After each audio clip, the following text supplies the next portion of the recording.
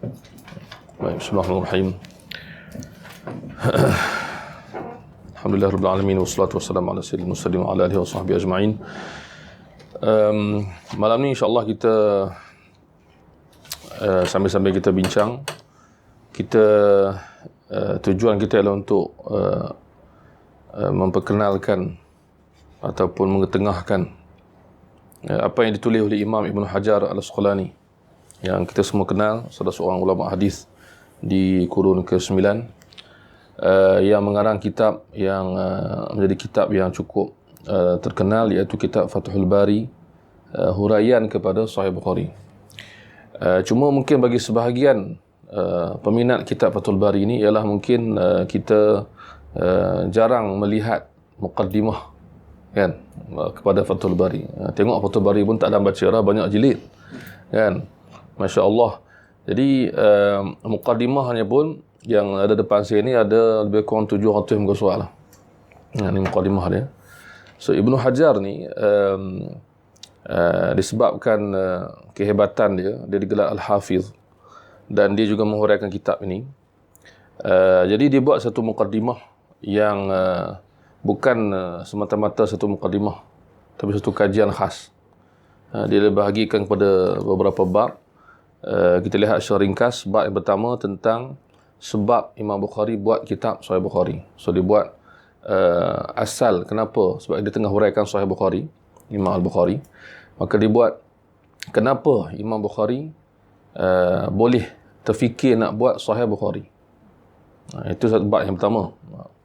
Kemudian bab yang kedua tentang kedudukan Sahih Bukhari dari segi isi kandungan dia secara umum, dan bagaimana penulis atau Imam Bukhari sendiri menamakan buku dia sebagai Al-Jami' As-Sahih.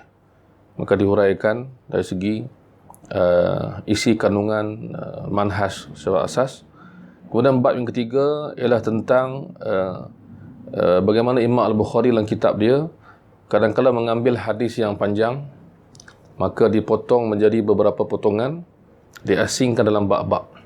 Jadi dia bincang sudut tu, sudut bagaimana Imam Bukhari susun hadis dalam kitab dia. Mungkin berbeza dengan kitab imam lain. Contoh Imam Muslim, dia letak hadis panjang satu tempat. Imam Bukhari dia potong mengikut tajuk tertentu. Jadi kenapa dia buat begitu, dihuraikanlah. Kemudian juga kenapa Imam Al-Bukhari mengulang beberapa hadis tu di beberapa tempat yang berbeza, maka dijelaskan. Bab yang keempat ialah tentang satu kita panggil isu yang cukup penting dalam Sahih Bukhari, iaitu adanya hadis-hadis yang dipanggil hadis-hadis mu'allaq. Mu'allaq ni ialah riwayat-riwayat sama ada hadis ataupun sahabat dan sebagainya yang sanadnya kita katakan tidak penuh ataupun tidak sampai penuh disertakan. Jadi kenapa Imam Bukhari buat begini? Contoh, dia letak hadis macam biasalah, Sahih Bukhari ada sanad-sanad yang penuh, yang lengkap, hadis demi hadis. Tengah-tengah tu dia dah sebut beberapa riwayat dengan sanad yang tidak lengkap, macam footnote, macam sampingan, macam sokongan. Maka Ibn Hajar menceritakan kenapa dan bagaimana, dan dia cerita pula di setiap bab apa hadis-hadis tersebut. Jadi mana asas Sahih Bukhari ialah hadis-hadis yang bersambung sanadnya, yang kita panggil Al-Musnad, iaitu sanad yang bersambung daripada Imam Bukhari, gurunya, sampai Nabi SAW. Tapi beberapa keadaan sanadnya tak cukup. Ini dipanggil mu'allaq dalam ilmu hadis. Sanad yang contoh macam kita hari ni lah. Kalau nak banding kita hari ni, kita sebut hadis Nabi, terus bersabda Nabi SAW. Jadi di antara kita dengan Rasulullah tu ada panjang nak sampai ke sana, dari segi daripada hadis mana, kitab mana, guru mana, kita terus potongkan sanad tu kepada Nabi SAW. Jadi Imam Bukhari, kitab-kitab dia yang asas ialah hadis-hadis yang bersambung sanad dia sampai Nabi. Tiba-tiba ada beberapa hadis yang dia katakan sebagai ulama ada macam 1000 jumlah dia, yang riwayat sampingan, riwayat yang orang kata apa, menyokong dan juga berkaitan. Disebutkan dalam keadaan tergantung sanadnya, tak bersambung sanadnya. Maka ini perbincangan yang panjang. Ada Imam Ibn Hajar mengikut setiap bab dimasukkan. Dalam bab ni ada berapa mu'allaq, apa dia?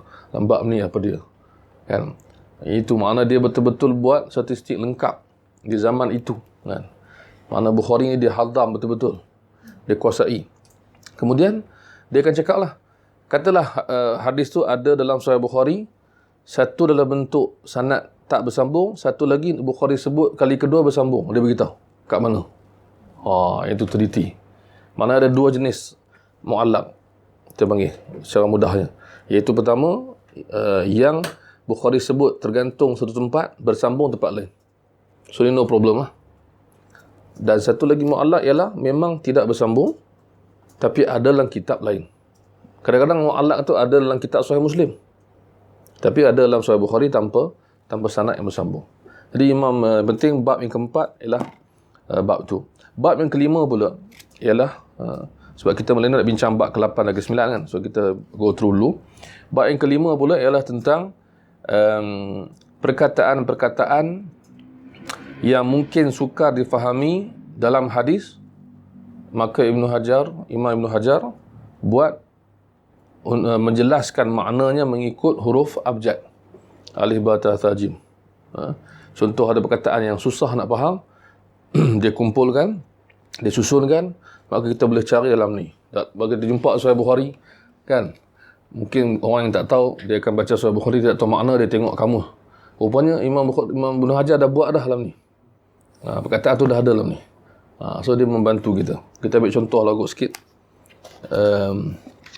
Surat 99 bermula. So makna disebut, contohnya disebut kataan ma'un ajin. So, ma'un air, tapi ajin tu jangan dengar. Ajin maksudnya air yang telah berubah baunya. Jadi mana disebut. Kemudian disebut juga perkataan seperti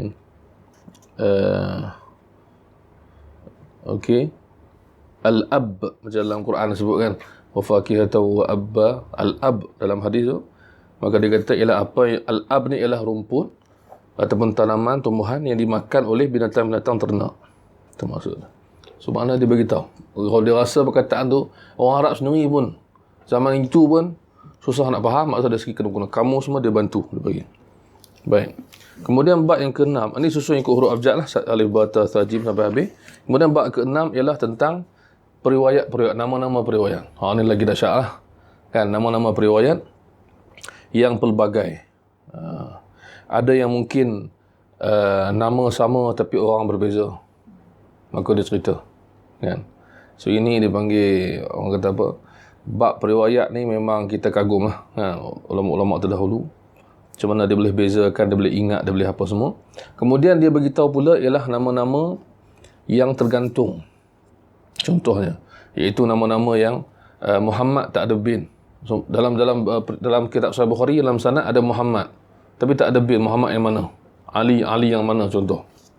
Maka dia cari, dia ceritakan mengikut bab, dan dia cerita tentang keturunan, tentang nama, tentang gelaran. Maka ini satu benda yang bidang yang cukup besar. Maka sampai kepada bab ke-8 dan 9, iaitu kita punya perbincangan malam ni. Iaitu bab 8 ialah tentang hadis-hadis yang dikritik oleh beberapa orang ulama selepas Imam Bukhari dan Imam Ibn Hajar ini, penulis kitab kita, menjawab satu persatu. Itu satu. Kemudian bab ke-9 ialah ini lagi menarik, iaitu nama-nama periwayat yang dikatakan dhaif, yang dikritik nama-nama rawi dalam sanad, dalam banyak orang. Kira satu sanad ada kadang-kadang 4 orang nama, 5 orang nama, hadis ada ribu-ribu, seberapa ribu orang, berulang tak berulang. Tiba-tiba ada sebahagian rawi ni, periwayat ni, yang ada ditemui, ada orang kritik kata dhaif, tidak siqah sangat, tidak kuat ingatan. Kenapa ada dalam Sahih Bukhari? Maka dia jawab. Rawi periwayat yang dikritik dan menjawab kritikan tersebut. Dan dia panjang cerita dia. Kita akan tengok sekejap lagi contoh-contoh dan juga kita baca yang untuk kita memahami sama-sama, kita faham. Kemudian bab ke-10 ialah tentang jumlah, tentang teknikal lah, jumlah hadis, mengikut sahabat, jumlah hadis-hadis wanita, biodata Bukhari secara detail, dan penutup dia sekali pujian ulama terhadap Imam Al-Bukhari dan sebagainya. Jadi kita ambil bab ke-8 dan ke-9. Sebab apa? Sebab orang yang belajar hadis sekarang ni kadang-kadang dia baca dan dengar ada orang mengkritik Sahih Bukhari, kan? Mengkritik Sahih Bukhari kita panggil benda yang normal, sebab semua kitab dibincangkan dan dikritik. Tapi sebesar Sahih Bukhari ni perlu kepada sifat ketelitian, berhati-hati. Jadi pertama sekali, ada alangkah baiknya kalau kita ni kenal dulu siapa Bukhari, siapa kitabnya, apa kitabnya, sebelum kita dengar kritikan tu dulu.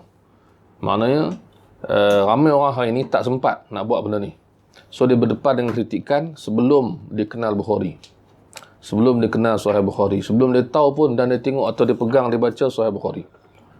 Jadi dia seronok dengan kritikan.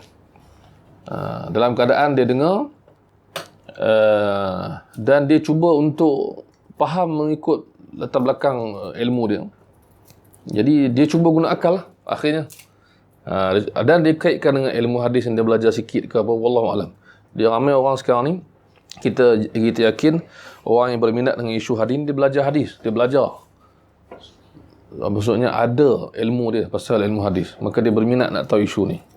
Tapi yang kita sebutkan, tekankan ialah dia bukan hanya semata-mata belajar ilmu hadis, dia kena belajar Sahih Bukhari tu. Itu beza. Beza belajar ilmu hadis secara teori dan buku-buku mustalah ataupun kaedah mengenal hadis dhaif, ada beberapa syarat, semua itu bagus. Berbeza dengan belajar kitab tu sendiri. Baru kita tahu, ini Sahih Bukhari, ini hadis dia, ini cerita dia.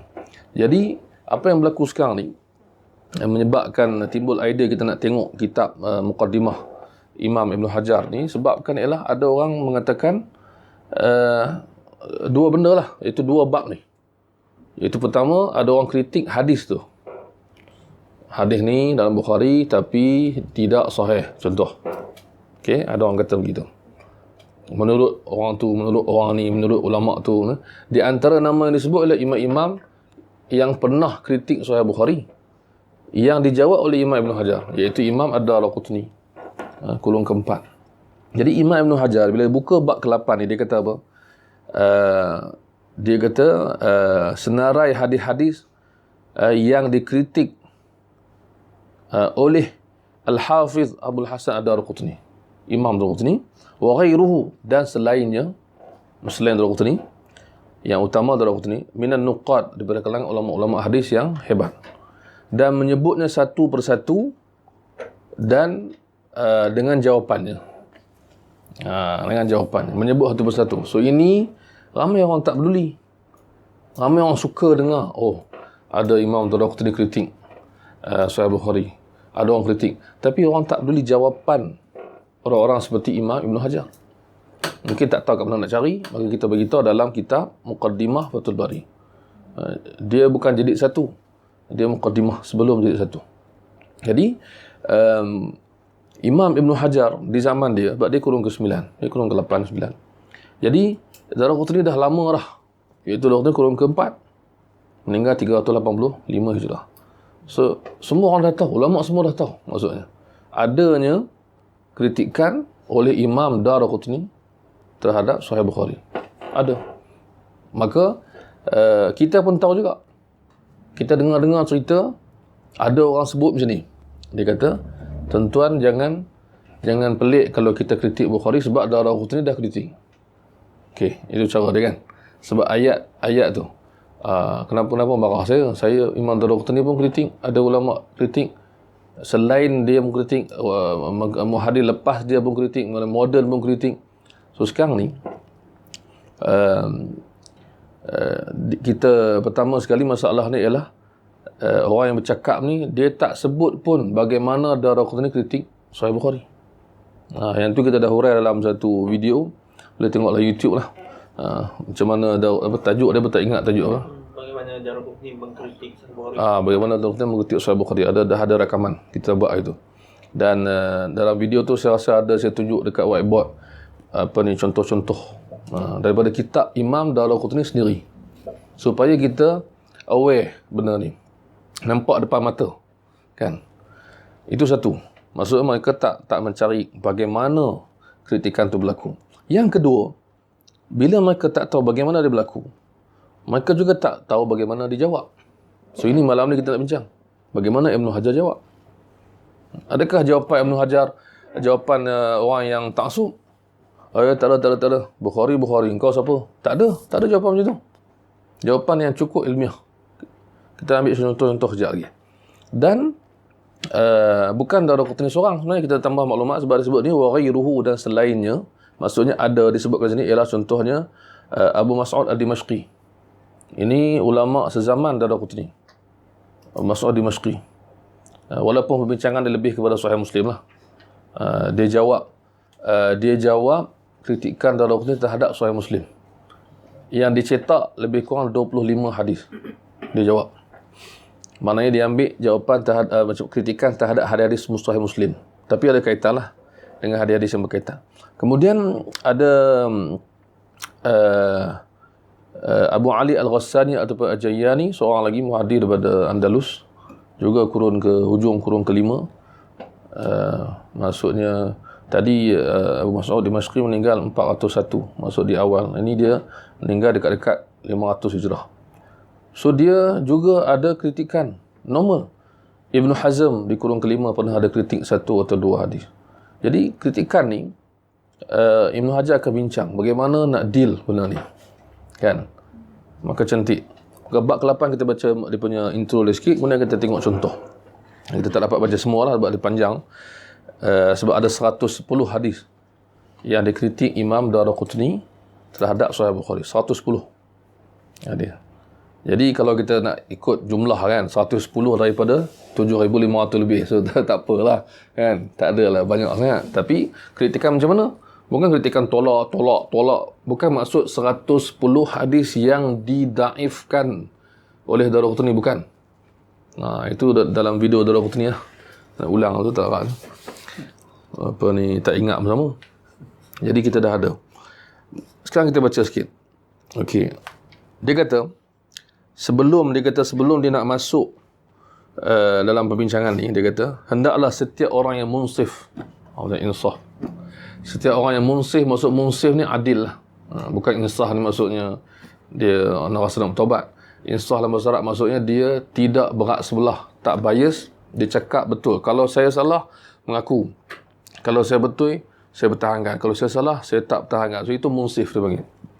Al-insaf ni kata sahabat Nabi Ammar bin Yasir ni antara tanda dalam Sahih Bukhari ada riwayat tu, maksudnya tanda kehebatan seorang ataupun kebaikan seorang tu dia ada insaf. So insaf ni bahasa Melayu dah dibawa maknanya kepada bertaubat. Sebenarnya insaf ni ialah sebenarnya cakap bagi adil, tidak bias dan tidak berat sebelah. Adil lah istilah dia kan, adil. Ataupun kita panggil apa? Objektif begitu. Cakap kalau saya salah itu maksud. Dia kata setiap yang munsif, orang yang adil, perlu tahu bahawa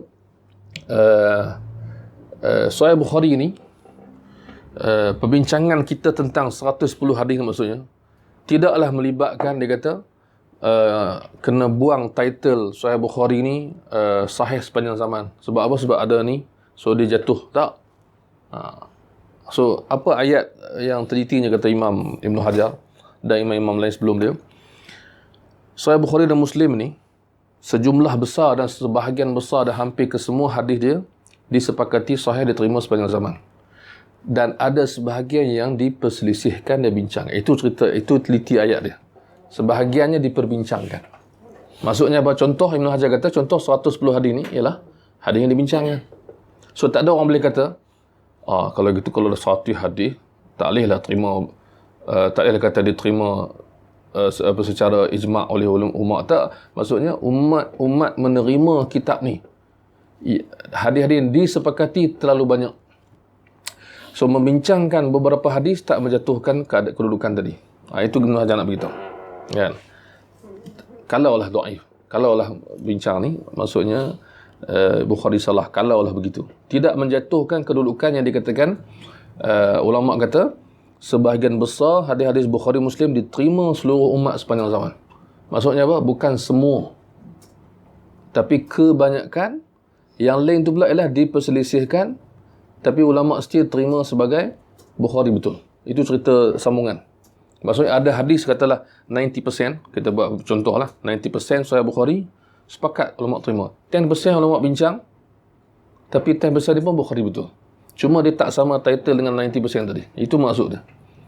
So tak menjatuhkan kredibiliti Sahih Bukhari. Maka dia bawa lagi. Dia kata sebahagian ulama menjawab. Dia kata. Maka dia kata di sini, dia kata telah sebahagian ulama telah mengkritik Bukhari dan Muslim. Ayat dia kata apa?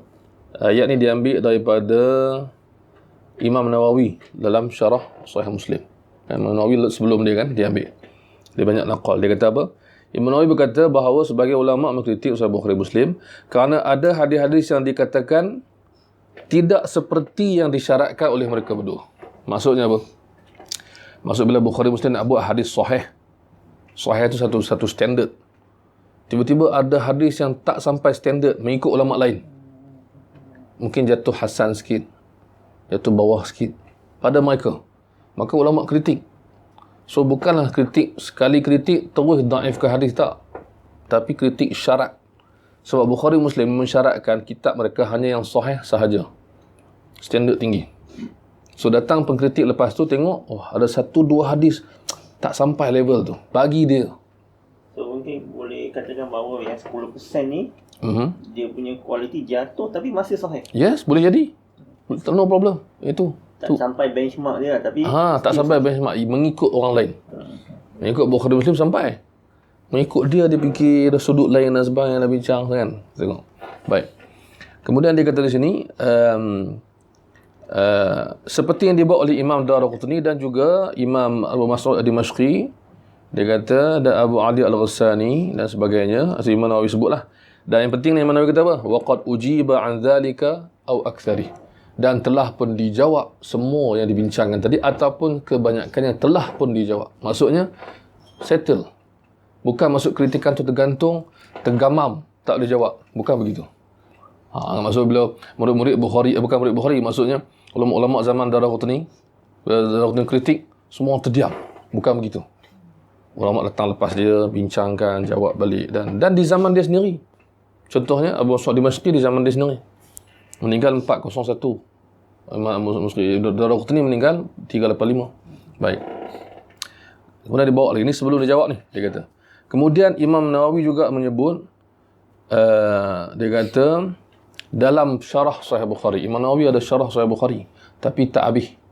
Dia cetak sebahagian. Ada syarah Sahih Bukhari Imam Nawawi. Yang famous lengkap adalah syarah Sahih Muslim. Imam Nawawi pernah syarah Sahih Bukhari. Dan tak habislah. Dalam syarah tu, kata Imam Ibn Hajar, Imam An-Nawawi, yang terkenal, yang buat hadis 40 sebagainya ni, dia kata, terdapat sebahagian kritikan terhadap hadis-hadis Sahih Bukhari dan Muslim, mengikut kaedah tertentu yang lemah dan bercanggah dengan majoriti ulama. Jadi makna Imam Nawawi bagi satu maklumat lagi. Kan? Iaitu, tak semua kritikan tersebut maksudnya mengikut kaedah yang disepakati. Itu ayat kita. Mengikut kaedah yang disepakati tak mesti. Maksudnya ada perbincangan pada cara kritikan tu, pada kaedah, pada pemikiran orang yang mengkritik tersebut. Baik. Kemudian tapi Ibn Hajar ni dia punya insaf dia punya adil, dia kata apa? Dia jawab balik. Tapi dia kata taklah semua macam tu. Dia jawab. Maksudnya ada kritikan yang kuat. Bukan semua lemah. Cara Imam Nawawi punya ayat tu macam ini lemah. Tapi Ibn Hajar jawab balik. Dia kata sebenarnya kalau bincang lanjut ada yang kuat juga. Ini kita suka ni. So ulama tak pernah rasa allergic kalau ada orang kritik Sahih Bukhari. Tapi kena cerita elok lah. Nak kritik boleh. Kan? Contoh mudah ialah imam yang solat dekat masjid. Datang orang kritik dia salah baca. No problem. Tapi beritahu salah kat mana. Tapi kalau tak boleh beritahu, So tak jadi kan. Mengikut sebab tu berlaku di sebuah masjid, cerita betul ni, juara tilawah antarabangsa Malaysia, antarabangsa, tilawah antarabangsa, bukan Malaysia ni, juara tilawah antarabangsa. Jadi imam di sebuah masjid, ada orang tegur cakap tajwid salah. Cuba bayangkan manusia, dia rupanya tak kenal itu juara tilawah antarabangsa. Bagi dia salah tajwid, orang semua senyum je lah. Kau tak kenal kat siapa imam kita tadi yang kita jemput tu? Siapa dia? Bukhari juara antarabangsa. Jadi setengah orang ni dia macam tu kan. So kita kata dialu-alukan, tapi insya-Allah dengan cara yang betul. Baik. Kemudian dia bawa lagi, dia kata apa? Selepas dia bincang tu dia kata jumlah yang aku temui yang dikritik oleh Imam Daruqutni dan lain lagi, dia kata ada 110 hadis. 110 hadis. Yang disepakati dengan Muslim ada 32 hadis. Maksudnya hadis-hadis tersebut, antara 110 tadi tu, ada yang Bukhari pun kata sahih, Muslim pun kata sahih, disepakati, muttafaq alaih. Kuat tu. Still ada kritikan. So kita nak tengok apa contoh kritikan tu, kan? Ataupun dari sudut mana. So ini perlukan ketelitian jugalah. Saya takut saya tak pandai nak terangkan. So kita akan bincangkan. Kemudian dia kata ada yang Bukhari sahaja riwayatkan lebih kurang 78 hadis. Baik. Kemudian dia beritahu jawapan. Dia kata, Imam Ibn Hajar kata ada dua cara nak jawab kritikan ni. Pertama, cara ijmal. Cara kita panggil apa? Secara umum nak jawab. Jawab dia macam mana? Ni ayat penting. Ni mungkin sebagai orang yang zaman sekarang ni yang belajar akademik ni, dia mungkin tak suka ayat ni. Mungkinlah saya kata. Tapi kalau dia fikir dengan akal dan hati, dia akan faham insya-Allah. Kan? Kadang-kadang kita fikir akal sangat. Dia kata apa? Dia kata, secara umum je kita fikirkan, dia kata apa? Tidak syak lagi bahawa Bukhari didahulukan di antara semua ulama hadis di zaman mereka. Tidak syak lagi. Selepas Bukhari datang, Imam Muslim, maka mereka berdua merupakan didahulukan, diletakkan di depan, terkedepan, diiktiraf sebagai muhaddis yang hebat di zaman mereka. Dan ulama-ulama tidak bersisih pendapat ataupun sepakat bahawa di antara guru Imam Bukhari ialah Ali bin Al-Madini, seorang muhaddis yang terkenal dalam bab mengenal hadis-hadis yang dhaif ataupun kecacatan tersembunyi ataupun al-ilal. Jadi di antara guru-guru mereka, Ali bin Al-Madini terkedepan dalam bab ni, mengenali hadis tu sahih ke tidak secara menyeluruh. Dan di antara murid dia yang kanan ialah Imam Bukhari. Imam Bukhari. Jadi dan dia juga belajar dengan imam lain seperti Imam Muhammad bin Yahya Az-Zuhli ataupun Az-Zuhli. Dan mereka belajar, disebutkan Bukhari dan Muslim lah, belajar dengan guru-guru sebegini. Dan tambahan pula dia kata, Ibn Hajar kata, maksud poin pertama apa? Poin pertama ialah kedudukan mereka di zaman itu. Yang kedua, guru-guru mereka. Yang ketiga ialah dia bawa satu kata-kata Imam Bukhari, ma adkhaltu fi sahih hadithan illa ba'da an istakhartu Allah Ta'ala wa tayaqantu sihhatahu. Aku tidak letakkan satu hadis pun dalam sahih ini melainkan lepas aku istikharah kepada Allah dan aku yakin kesahihannya. Salam. Maksudnya Imam Bukhari sendiri declare setiap hadis yang aku letakkan dalam kitab ini aku letakkan selepas istikharah. Maksudnya solat hajat, solat istikharah, solat semua, doa sebagainya, dan setelah aku yakin kesahihannya baru aku letakkan. Itu maksud. Kemudian Ibn Hajar bawa pula kata-kata Imam Muslim. Dia kata aku membentangkan kitab Sahih Muslimku ini kepada Abu Zur'ah Ar-Razi, antara ulama besar zaman itu. Dan dia kata semua hadis yang masa mula-mula dibentangkan tu, semua hadis yang Abu Zur'ah kata hadis ni ada masalah, aku tinggalkan. Bermakna dia buat kitab ni bukan dia seorang, bukan akal, tapi doa, guru, teliti, lama. Sebab tu Sahih Muslim, Sahih Bukhari dibuat 16 tahun. Editing 16 tahun. Kemudian Sahih Muslim lebih kurang jumlah yang sama 15 tahun. Jadi dia kata apa? Dia kata maka dia kata apa-apa yang dia beritahu ni menunjukkan apa? Jawapan secara umum. Nak jawab kepada orang yang mana kata, macam mana ni Imam Ibn Hajar? Ada orang kritik hadis Sahih Bukhari. Macam mana ni? So dia gambarkan apa? Dia kata, cuba tengok elok-elok secara umum, Bukhari ni siapa, Muslim ni siapa. Bagaimana dia buat kitab dan siapa guru dia. Maka dia kata apa? Dia kata mereka berdua ni memang tidak akan menyebut atau menyusun hadis yang bermasalah. Dia pilih hadis yang paling sahih dimasukkan. Poin Imam Ibn Hajar apa? Dia kata apa? Dia kata, bila kita cakap macam ni, maknanya orang yang kritik mereka ni maksudnya lawan apa yang mereka buat. Dia dah buat dah, dia dah check semua. Kemudian ada orang kata tak, dia tak setuju. Maksud orang ni adalah sebagai orang yang berlawanan. Orang yang berlawanan. Maka dia kata apa? Tidak syak lagi, dia kata, mereka berdua lebih utama daripada orang yang lawan tu. Itu cara cakap. Saja kan setengah orang tak setuju, kata kita tak boleh ni Syekh. Naik Syekh nampak? Maksudnya bentuk muhasabah ni. Muhasabah. Betul tak? Ya, maksudnya kita kata siapa mereka? Dia kata. Maka dia kata, lihatlah siapa yang mengkritik dan lihatlah siapa Bukhari dan Muslim. Maka dengan sendirinya dia kata jawapan umum ni, orang yang faham dan tengok, dia kata akan faham bahawa kritikan luar tadi tidak menjejaskan Bukhari Muslim.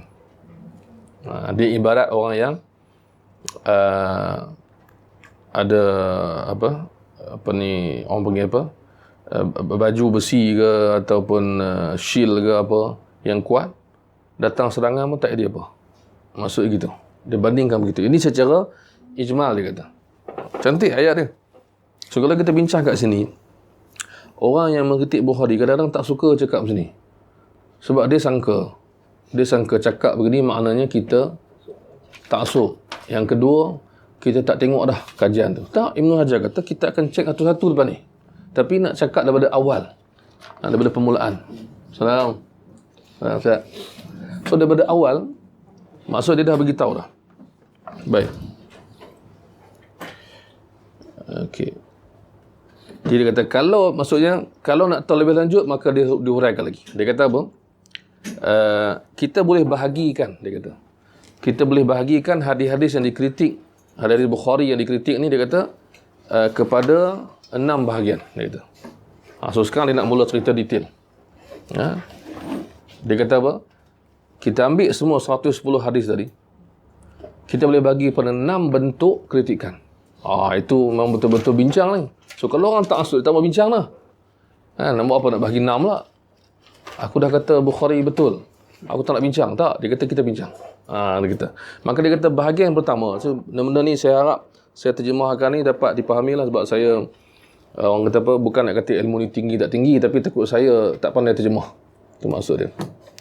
Bahagian pertama, dia kata, ialah berlakunya keadaan di mana, sebagai contoh, ada khilaf pada sanad hadis, panjang dan pendek.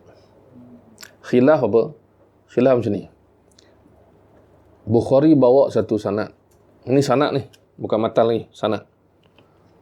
Kemudian dia kata Imam Daraqutni dan lain-lain lagi ni kritik, sebenarnya sanad yang tepat ialah sanad lain yang lebih panjang. Contoh.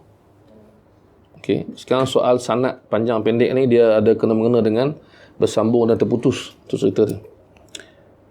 Jadi dua keadaan dia kata. Kadang-kadang Bukhari bawa sanad yang pendek, maka Daraqutni kata sanad pendek dia tak tepat, yang tepat ialah yang panjang. Sanad yang sama tapi lebih seorang, lebih rawi. Bukan. Ini cerita tentang ada hadis ni ada dua sanad. Kata pengkritik Bukhari, sanad yang Bukhari bawa tu sanad yang tidak sahih. Yang sahih lah sanad ni, sanad yang lebih panjang. Sanad yang sama lebih seorang rawi. Bukan sanad berlain-lain, sanad yang sama. Kan? Keadaan yang kedua pula ialah Bukhari. Kalau ada dua turuk, macam mana dia tarjih turuk tu satu dan juga tu dapat lagi satu tu? Itu yang dikritik. Maksudnya pada Imam Daraqutni, sanad hadis ini, maksud sanad tengah bincang hadis sahih. Itu kena beritahu juga hadis tu sahih. Cuma sanad mana yang lebih tepat? Sanad pendek ke sanad panjang? Jadi Imam Daraqutni bagi dia sepatutnya Bukhari tu kritikan dia ni. Kalau walaupun dia lepas zaman Bukhari, tapi kalau dia depan Bukhari dia akan cakap sepatutnya Imam Bukhari bawa sanad lain. Bukan sanad ni. Sanad ni ada masalah, sanad ni lagi tepat.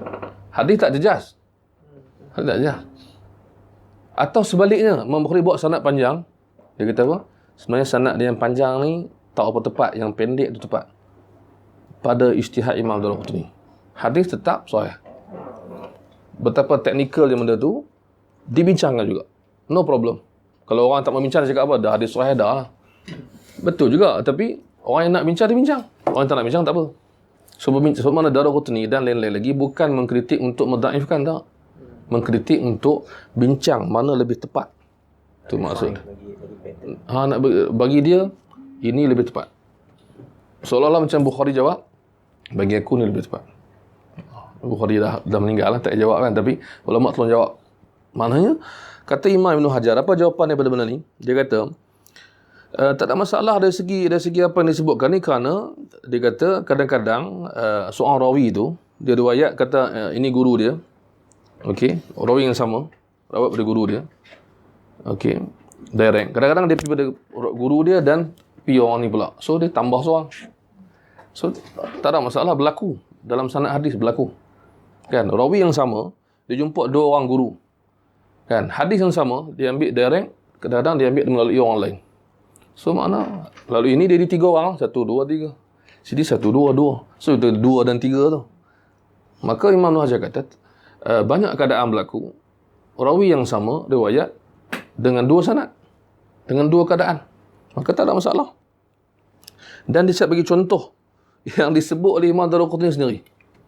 Nah, so Imam Daraqutni ni yang bestnya, dia ni betapa adilnya dia. Bila hadis tu sahih, dia akan cakap sahih. Dan bila sanad Bukhari tu tepat, dia akan cakap tepat. Dia akan cakap khilaf je. Dia kata dalam hadis ni ada khilaf, tapi yang Bukhari cakap tu tepat. Dia nak kritik juga, tapi dia sokong. So ini yang orang tak tahu. Yang orang tak tahu Daraqutni menyokong Bukhari dalam banyak juga aspek, dalam banyak hadis. So dia sebut sini ada hadis nombor 45. Kita ambil contoh. Siapa yang ada kitab ni memang seronok. Dia terus bagi dan dia bagi tahu.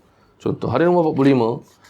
Okey, kita buka nombor 45. Imam Daraqutni kata, hadis ini, hadis yang dibincangkan ni ialah tentang hadis bila Nabi balik daripada musafir, waktu duha Nabi akan pergi ke masjid solat duha. Matan tak ada masalah. Apa yang dibincang oleh Imam Daraqutni? Dia kata apa? Ada khilaf kat sini. Khilaf di antara Ibnu Jurayj, Ma'mar dan seorang lagi rawi. Maksudnya apa? Khilaf. Sanad mana yang lebih tepat? Cerita dia. Kan? Apa kata Daraqutni di hujung sekali? Dia kata, riwayat Ibnu Jurayj lebih sahih. Riwayat Bukhari bawa. Dia pula bercakap. Dia kata ada khilaf. Boleh tahan khilaf dia. Tapi saya sokong Bukhari. Bukhari kata, riwayat ni. So, ini ajaib. Orang yang boleh sokong, orang yang dia kritik. Kan? Sebab dia tak ada rasa bermusuh. Ini Imam Bukhari siapa tak hormat. Daraqutni bukan kritik untuk menjatuhkan. Dia kritik sebab dia rasa dia perlu. Dia perlu kritik. Yang betul, dia kata yes, saya setuju. Yang rasa dia tak setuju, dia kata saya tak setuju. Dan ada keadaan dia kata saya tak setuju sanad ni, tapi matanya tetap sahih. Dia cakap. Ini biasa. Bila kita tengok dalam kitab beliau, At-Tatabbu', kitab Imam Daraqutni. Kalau siapa yang ada kitab tu. Okey. Jadi di sini dia kata, dan khilaf tidak memudaratkan. Ni kata Imam Daraqutni. Khilaf tadi tidak memudaratkan. Maksud ada satu sanad panjang sikit, pendek sikit, ada kadanya memudaratkan. Maksudnya apa? Sanad ni silap, sanad ni betul. Ada kalanya tidak memudaratkan. Dua-dua betul. Maka Imam Ibn Hajar nak ceritakan bahawa tak pelik kalau benda ni berlaku. Mana-mana orang boleh datang dan kritik Sahih Bukhari tapi tak pelik dari sudut apa? Bukhari bawa sanad pendek, dia bawa sanad panjang, atau sebaliknya, tak pelik. Sebab benda ni biasa berlaku. Dia kata. Baik. Macam tu juga sebaliknya, Bukhari bawa sanad pendek dia kata sini, tapi orang yang mengkritik tu kata sanad yang panjang tu lebih sahih. So, benda tu juga berlaku. Kata Imam Ibn Hajar, kadang-kadang benda tidak memudaratkan. Baik, dia bagi contoh beberapa hadis. Baik. Kemudian bahagian yang kedua pula, Bahagian kedua, maksudnya bentuk kritikan yang kedua ialah tentang berlakunya hadis yang sama, sanad yang hampir sama, tapi ada khilaf pada nama rawi. Tukar nama rawi. Tadi soal tambah dan kurang. Sekarang ni mengubah nama rawi dalam sanad. Khilaf pada riwayat daripada siapa. Siapa periwayat tu? Ada khilaf. Hadis yang sama, sahih. Periwayat tu ada satu sanad kata periwayat dia orang kata apa? A. Sanad kedua tidak daripada B. Maka dibincangkan. Dibincangkan. Dia kata Imam Ibn Hajar kata juga tidak menjadi masalah kerana seperti biasa seorang periwayat boleh meriwayatkan daripada dua guru. Yang tadi juga. Tadi soal jumlah sanad. Sekarang soal siapa guru dia. Siapa guru dia. Maksud dalam Sahih Bukhari guru dia si A. Daraqutni dan sebagainya bawa, saya jumpa sanad yang guru dia B. Itu lebih tepat. Rawi yang sama, guru berbeza. Okey, bukan soal tambah dan kurang. Soal perubahan nama rawi. Maka dia kalau jadi macam tu, apa yang membuatkan Daraqutni rasa ini sebagai isu kan? Dah sebab dia ada orang kata apa, ilmu dia yang semua ahli hadis zaman dulu tahu bagaimana nak pilih sanad-sanad yang tepat. Dia panggil di antara sanad tu ada khilaf. Hadis yang ada khilaf itu yang dibincangkan, bukan semua hadis.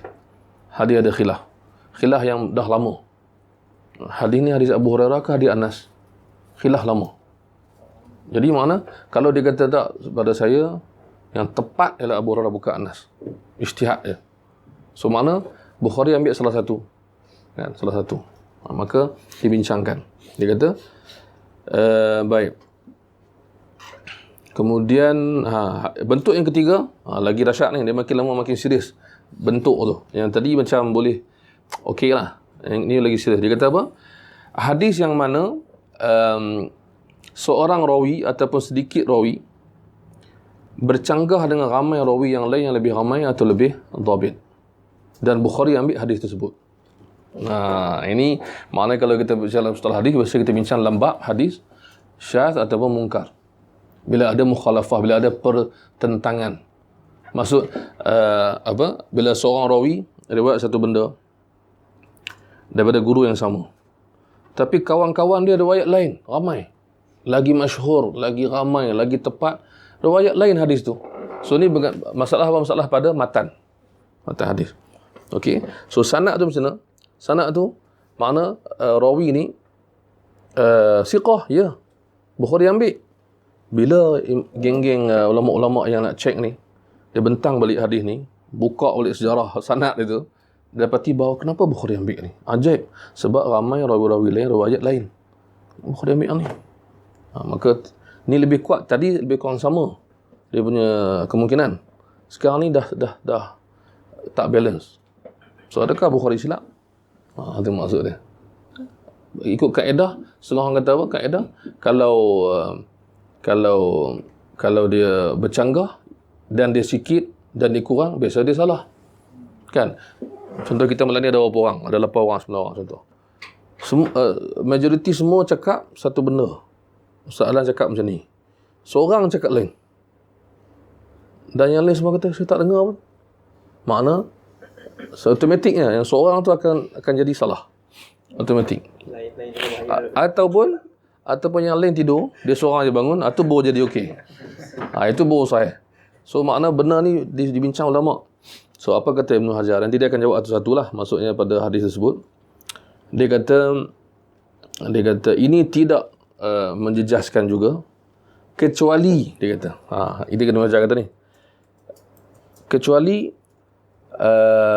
riwayat tadi bertentangan, betul-betul bercanggah, baru diambil kira. Maksudnya macam ni. Maksudnya ada dua teks hadis. Mengikut si periwayat yang keseorangan ni atau yang bersendirian ni, matan dia panjang. Tapi yang ramai-ramai riwayat matan pendek. So penambahan tu ulama bincang.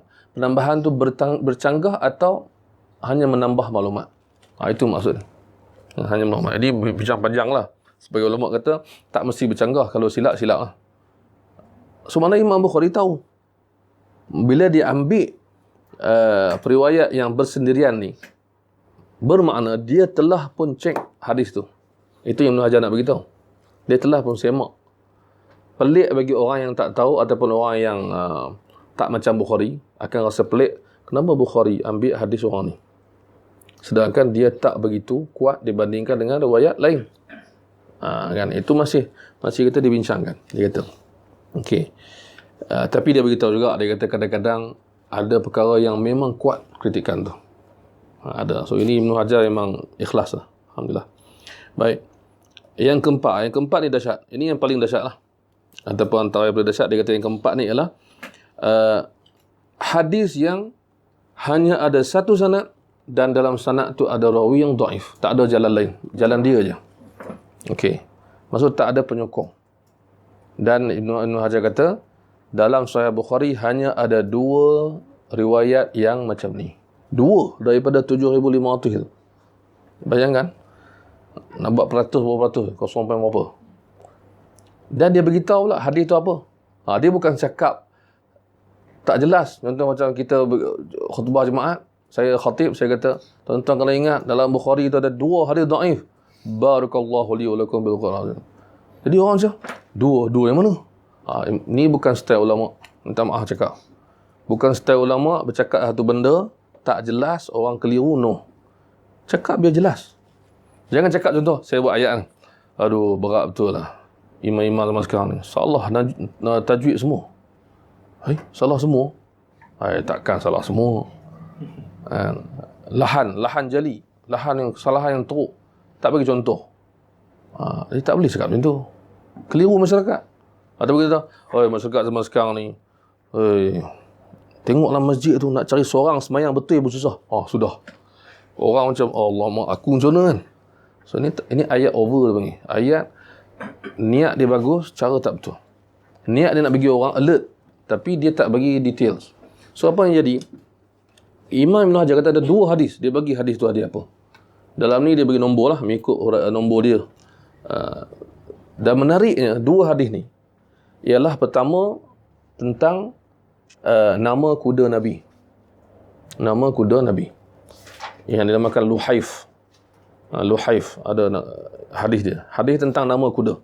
Kuda tu memang sahih lah. Nama kuda duk bincang ni. Khilaf.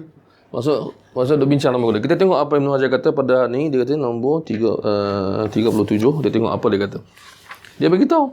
Dan dia jawab di tempat yang lain lah. Dari segi rawi tu. Hadis 37. Maksudnya apa dia kata?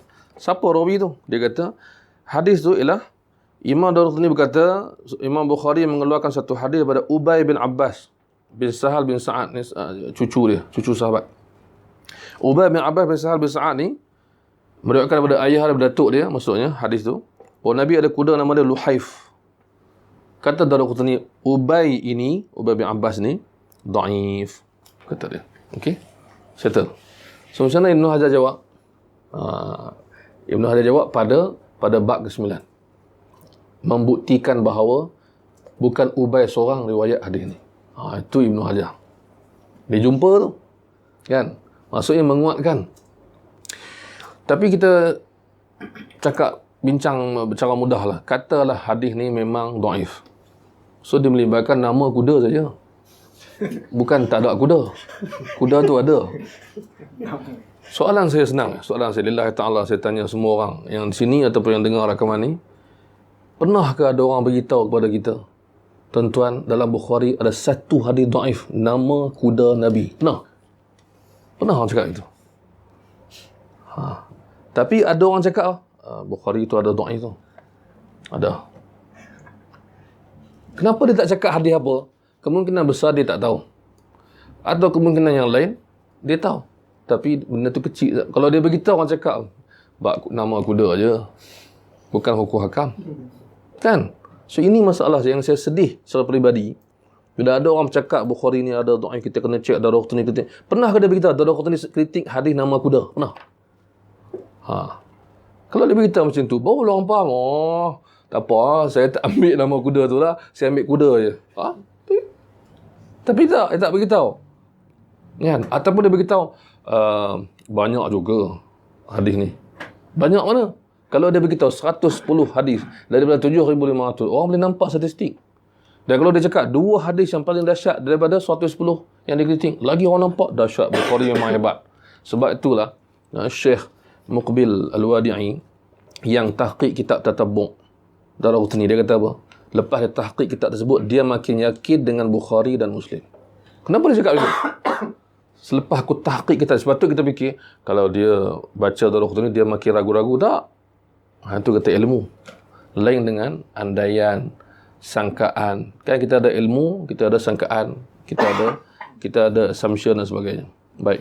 Satu lagi pula, yang dua tadi kan, satu lagi pula ialah kisah Sayyidina Umar. Bukan sabda Nabi sallallahu alaihi wasallam. Kisah Sayyidina Umar. Jadi, walaupun kisah tu dipertahankan oleh Imam Ibn Hajar dan sebagainya ulama-ulama lain, tapi katalah dhaif. Dia hanya satu kisah Sayyidina Umar. Itu kata kedudukan ni macam mana? Yang tadi tu khilaf kuat lah. Yang ni yang dia kata apa? Yang ni dia kata hanya ada 2. Kemudian dia kata apa? Dia kata akan datang huraianku ke atasnya, ke atas kedua-duanya, dan penjelasan bahawa kedua-duanya ada penyokong.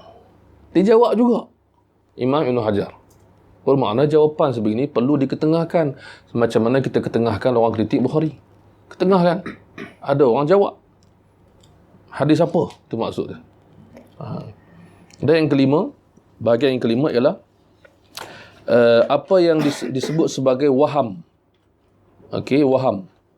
Maksudnya kesilapan. Kesilapan pada periwayat. Periwayat tersilap. Jadi ada satu bahagian kelima, kata Imam Ibn Hajar, kesilapan rawi tidak semestinya menjejaskan keseluruhan hadis. Itu maksud dia. So masih lagi ulama bincangkan. Contohnya Imam Bukhari bila dia beritahu satu hadis, dia kata ada silap. Dia beritahu. Maka tak adalah menjejaskan apa-apa kalau dia yang beritahu. Kan? Baik. Dan yang keenam dia kata pula ialah tentang perubahan matan. Perubahan matan. Maksudnya dia kata ialah pada lafaz matan tersebut. Ada setengah hadis tajuk sama tentang Quran, tapi matan yang Bukhari bawa Daraqutni tak setuju. Contohnya, matan dia lain sikit. So itu maksudnya. So ada 6. Baik. Jadi dia kata di sini yang apa? Khilaf pasal matan tu, Ibn Hajar kata ada lagi hadis yang Daraqutni tak sebut, dia kata. Dia pula tambah.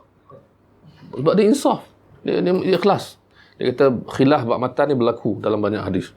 Baik. Dia kata apa? Maka dibawa lepas tu. Setiap hadis sampai 110 hadis. Jawapan dan jawapan dan jawapan. Itu maksudnya. So, ini satu benda yang cukup penting. Jadi ada yang panjang dan pendek. Cuma saya nak bawa satu contoh yang menarik. Dan kata-kata Ibn Hajar. Ini menarik. Ibn Hajar dalam hadis yang pertama dia bincang tentang hadis riwayat Imam Al-Bukhari. Tentang istinja dengan batu dan sebagainya, itu matan dia sahih, tapi khilaf dia ialah pada sanad mana yang paling tepat. Okey, cerita mudah dia setakat yang disebutkan di sini, bahawa ada 2 sanad yang dibincangkan. Hadis yang sama ada 2 sanad dibincangkan.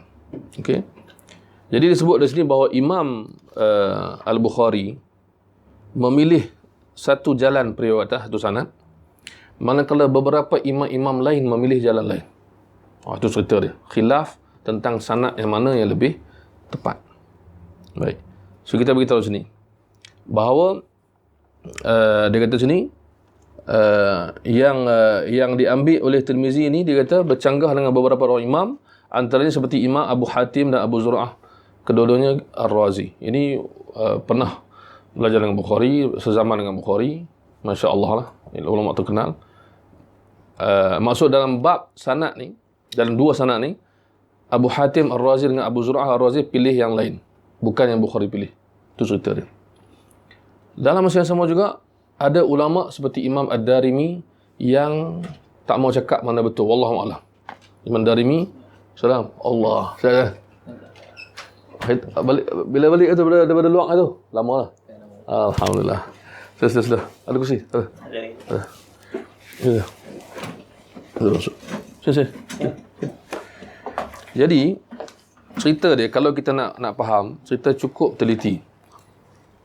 Imam Ad-Darimi dan Imam Tirmizi ni murid Imam Bukhari. Terfikir tanya beberapa orang guru tentang khilaf pasal sanad ni. Maksud dia orang ni bincang benda yang amat detail. So dia tanya Imam Darimi, guru dia Abdullah bin Abdul Rahman Ad-Darimi. Dia meninggal setahun sebelum Imam Bukhari, 255. Imam Darimi kata, Allahu'alam, dia tak mau cakap mana yang lebih tepat. Hadis sahih, mana sanad yang lebih tepat, saya tak bagi pandangan lah, kan? Orang zaman sekarang semua bagi pandangan, jangan tanya. Kemudian, tapi ada juga tak bagi pandangan, ada juga senyap, tak komen, ada. Imam Bukhari pun sama. Imam Tirmizi kata dalam Sunan Tirmizi, hadis yang sama. Dia kata, aku tanya guruku Imam Bukhari. Imam Bukhari tak menjawab mana yang lebih tepat. Tetapi, kata Imam Tirmizi dalam Sunan Tirmizi, dalam Sahih Bukhari, dia pilih satu sanad. Maksudnya, sanad tu yang lebih tepat bagi dia. Tetapi aku, kata Tirmizi, pilih sanad yang satu lagi. Sama macam Abu Zur'ah dengan Abu Hatim. So, ini khilaf pada sanad. Khilaf yang betul. Saya nak seronok pada ayat Imam Ibn Hajar lepas tu, itu yang menarik. Kemudian dia kata ada lagi, iaitu Abu Ayyub Asy-Syadzakuni pun kata begitu, ni hafiz yang terkenal. Dia kata begitu juga. Ataupun dia kritik sanad tu, sanad yang Bukhari pilih tu, dia ambil yang satu lagi kan. Baik. Apa Ibn Hajar kata lepas tu? Dia kata, dia terangkan kenapa Bukhari pilih sanad ni. Dia huraikan.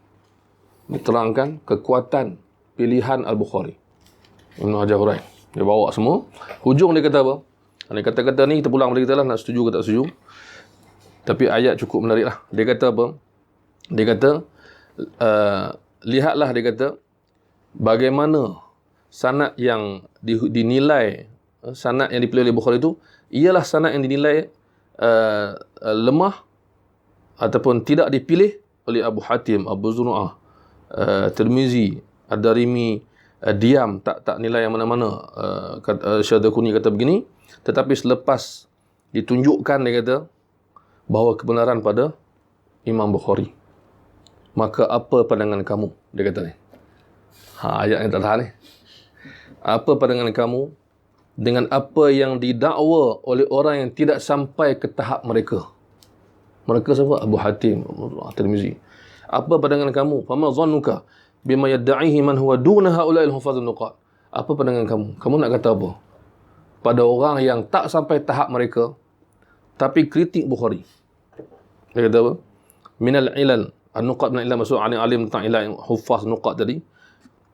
Bolehkah kita terima daripada mereka apa yang mereka kritik pada imam ini? Dia kata apa? Kalla, tidak sekali-kali, wallahi, demi Allah. Ya, tu macam ini ayat ni, ayat kuat ni. Ayat sebut tu bukan semata-mata tengok kajian, tengok orang tu juga. Abu Hatim, Abu Zur'ah siapa? Tak ada orang macam ni pun. Tirmizi, walaupun khilaf pada sanad aja, pilihan sanad pilih besar si ulama. So dia nak beritahu, nak beritahu kat kita lepas tu. Jadi ni yang setengah orang tak suka. Tak, saya boleh kritik, saya manusia, Bukhari manusia.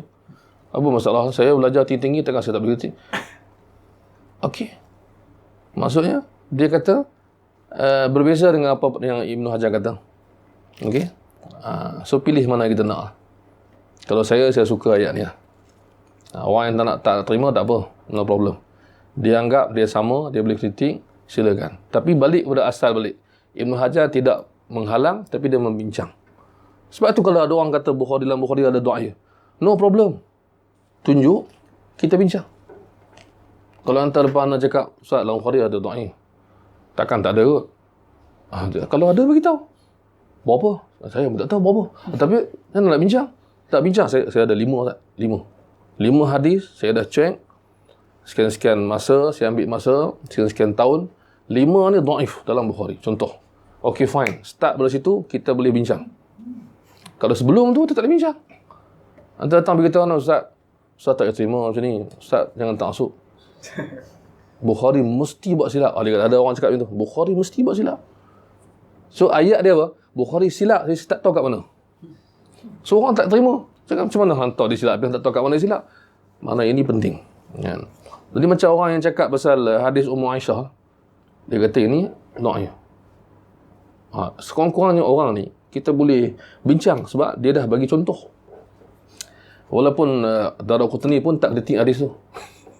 Ulama-ulama besar tadi semua tu pun tak ada hadis tu. Dalam 110 ni, tak ada satu pun kritik hadis Ummu Aisyah. Tak ada. Alhamdulillah. Tapi tak apa. Kita kata, kita tak nak orang kata kita ni sampai tak bagi bincang. Tak, no, kita bincang. So, just bagi hadis apa. Masa kalau kita jumpa hari ni, kita bincang kan. Berapa hadis bagi saya? Next month kita jumpa untuk kita jawab. Contoh mudah. Kan, kita cakap Rasulullah kata, Ustaz, saya ada 10 hadis. Ustaz kena jawab. Okay, fine. Bagi tahu. Kita cari ulama jawab apa? Kan kita jawab kan. Kita ulama 10 hadis. Jadi, kita bincang begitu.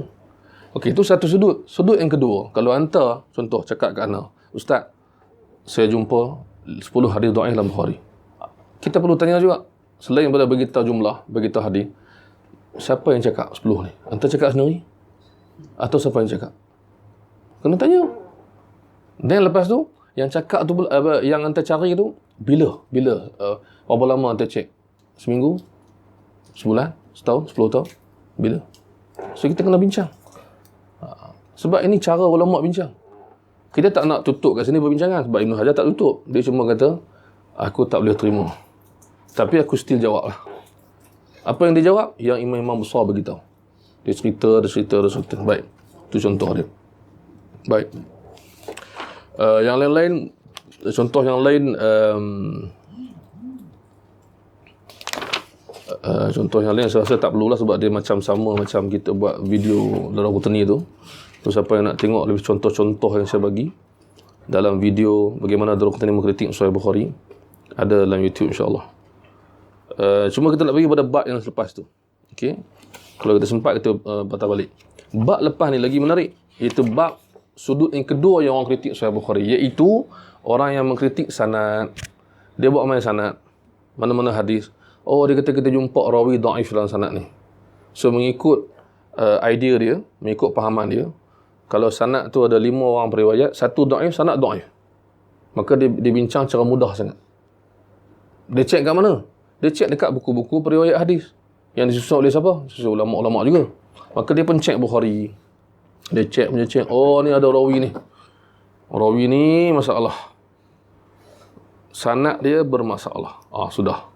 So, dia pergi direct kepada rawi. So, Ibn Hajar buat bab ke-9 yang kita nak bincang ni, iaitu nama-nama rawi yang dikritik dalam Sahih Bukhari, disusun mengikut huruf mu'jam. Dan jawapannya satu persatu. Okey. Dia jawab. Tapi dia mulakan dengan kaedah yang umum juga. Itu seronok, cantik. Dia kata apa? Sebelum kita mula, kita kena faham bahawa muhadis semua sepakat bahawa mana-mana rawi yang ada dalam Sahih Bukhari dan Muslim, secara tak langsung adalah satu kekuatan bagi dia. Mana-mana rawi. Tengok-tengok nama dia ada dalam sanad, dalam Sahih Bukhari atau Sahih Muslim atau kedua-dua. So, ini satu dia panggil apa? Satu bentuk tawthiq dhimni, istilah dia. Satu bentuk pengiktirafan secara tidak langsung. Rawi itu kita cari, tak ada orang kata siqah, contoh. Nama dia kat mana? Dalam Sahih Bukhari. Ini kuat. Ini kekuatan. Kan? Dan maksudnya. Kan? Kita tak kenal siapa dia. Tapi, contohnya, ulama-ulama terkenal sebut nama dia. Ini satu benda yang hebat. Kan? Imam Baiquni yang buat Baiquniyah tu, tak dikenali sangat bila dia, tapi semua ulama ajar kitab dia. Matan Ajurmiyah yang Nahu tu, semua ulama tahu, ajar kitab dia. Dia siapa detail tak apa pasti. Itu. So, ini adalah satu bentuk pengiktirafan, kata Imam Ibn Hajar. Baik, itu sebelum kita masuk lah, dia kata. Kemudian kita masuk, saya beri contoh mudah. Ini kita beri contoh terus sebab ini lebih jelas untuk kita sebutkan. Kita ambil satu dua contoh lah, lepas tu kita bincang. Contoh yang pertama, ini yang menarik lah. Dia susun ikut huruf abjad kan, Ahmad dulu lah. So, ada seorang rawi ni, nama dia adalah Sahih Bukhari, nama dia Ahmad bin Shabib bin Sa'id Al-Habati. Ahmad bin Shabib. Okey. Apa dia kata? Okey. Dia kata, ada orang kritik nama rawi ni, Ahmad bin Shabib, ada orang kritik. Maka Ibn Hajar jawab dulu. Dia kata, dalam Sahih Bukhari, ada beberapa hadis, tak banyak, yang Bukhari riwayat daripada dia, ada. Okey. Baik. Kemudian, Ahmad bin Shabib ini, dinilai siqah oleh ulama-ulama tertentu seperti Abu Hatim Ar-Razi yang tadi tu. Hafiz terkenal. Maknanya, siapa yang kritik ni? Kan? So Ibn Hajar balas balik. Ada orang kata siqah, ada orang terima dia. So kadang-kadang kita beritahu. Ada orang orang kata apa? Dia sebut nama rawi tu dhaif, tapi dia tak sebut khilaf. Contoh. Kan? Khilaf sebelum nak beritahu dhaif ke tak tu ada. Ini contoh dia. Ya. Tapi ini menarik lah. Yang ni memang kelakar sikit. Jadi kata, Ibnu Adi pula berkata, ulama-ulama Iraq menilainya sebagai siqah. Okey. Siapa yang kata dhaif? So Ibnu Hajar jumpa. Dia jawab semua walaupun dia tak perlu jawab, dah ada orang kata siqah, tapi dia nak jawab. Dia kata apa? Abul Fatah Al-Azdi mengatakan munkarul hadis ghairu mardi. Tidak diterima, munkarul hadis, banyak buat silap dalam hadis. Dia dhaif. Apa jawab Ibnu Hajar? Dia kata wala ibrata biqalil Azdi.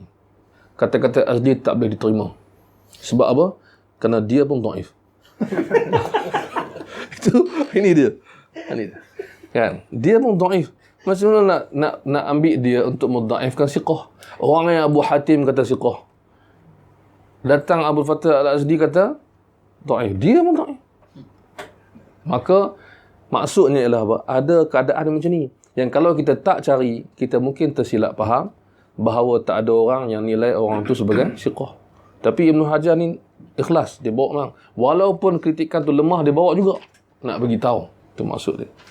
Ini yang kedua lagi menarik. Ini kedua menarik. Ahmad bin Saleh Al-Misri. Ini Al-Hafiz, terkenal. Al-Hafiz dalam Bukhari. Dhaif juga. Apa cerita? Ahmad bin Saleh Al-Misri. Imam Ibn Hajar mulakan dengan menyebut dia ni salah seorang imam hadis, huffaz. Maksud dia nak menolak orang yang dhaifkan tu. Tapi sebenarnya dia dhaifkan tu. Dia kata Imam Bukhari banyak meriwayatkan daripada dia. Begitu juga Abu Daud dan ulama-ulama lain baik. Imam Ahmad kata siqah, Ibn Ma'in kata siqah dan sebagainya. Banyaklah, ramai sangat. Ada seorang kata dhaif. Imam Nasa'i. Tu dia. Yang main ni Nasa'i ni Imam Nasa'i.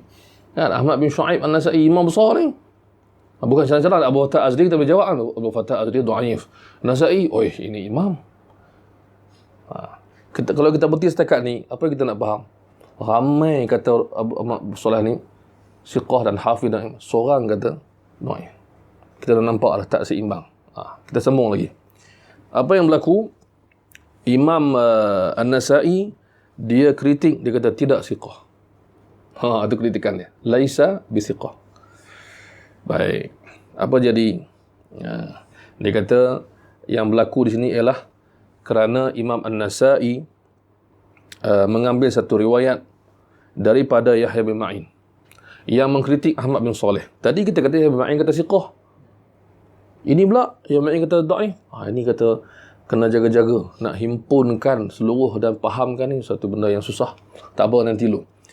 Dia kata Imam Nasa'i menggunakan apa? Menggunakan kata-kata Yahya bin Ma'in yang mengatakan Ahmad bin Saleh kadzab. Sudah. La haula wala quwwata illa billah. Menipu. Dan dia salah. Okey, nanti lo. Kita tengok. Ini berat ni. Apa cerita? Okey, dia kata sini. Jadi Imam Ibn Hajar kata, pertama kita beritahu sebab kenapa Imam An-Nasa'i kritik Ahmad bin Saleh. Dia kata sini, dia kata ialah Ahmad bin Saleh pada waktu itu Imam An-Nasa'i jumpa dia sezaman. Ahmad bin Saleh ni dia tidak akan baca hadis melainkan orang minta betul-betul sungguh-sungguh dekat dia. Maka datang Imam Nasa'i datang Mesir. Sebab dia orang Mesir kan, Misri.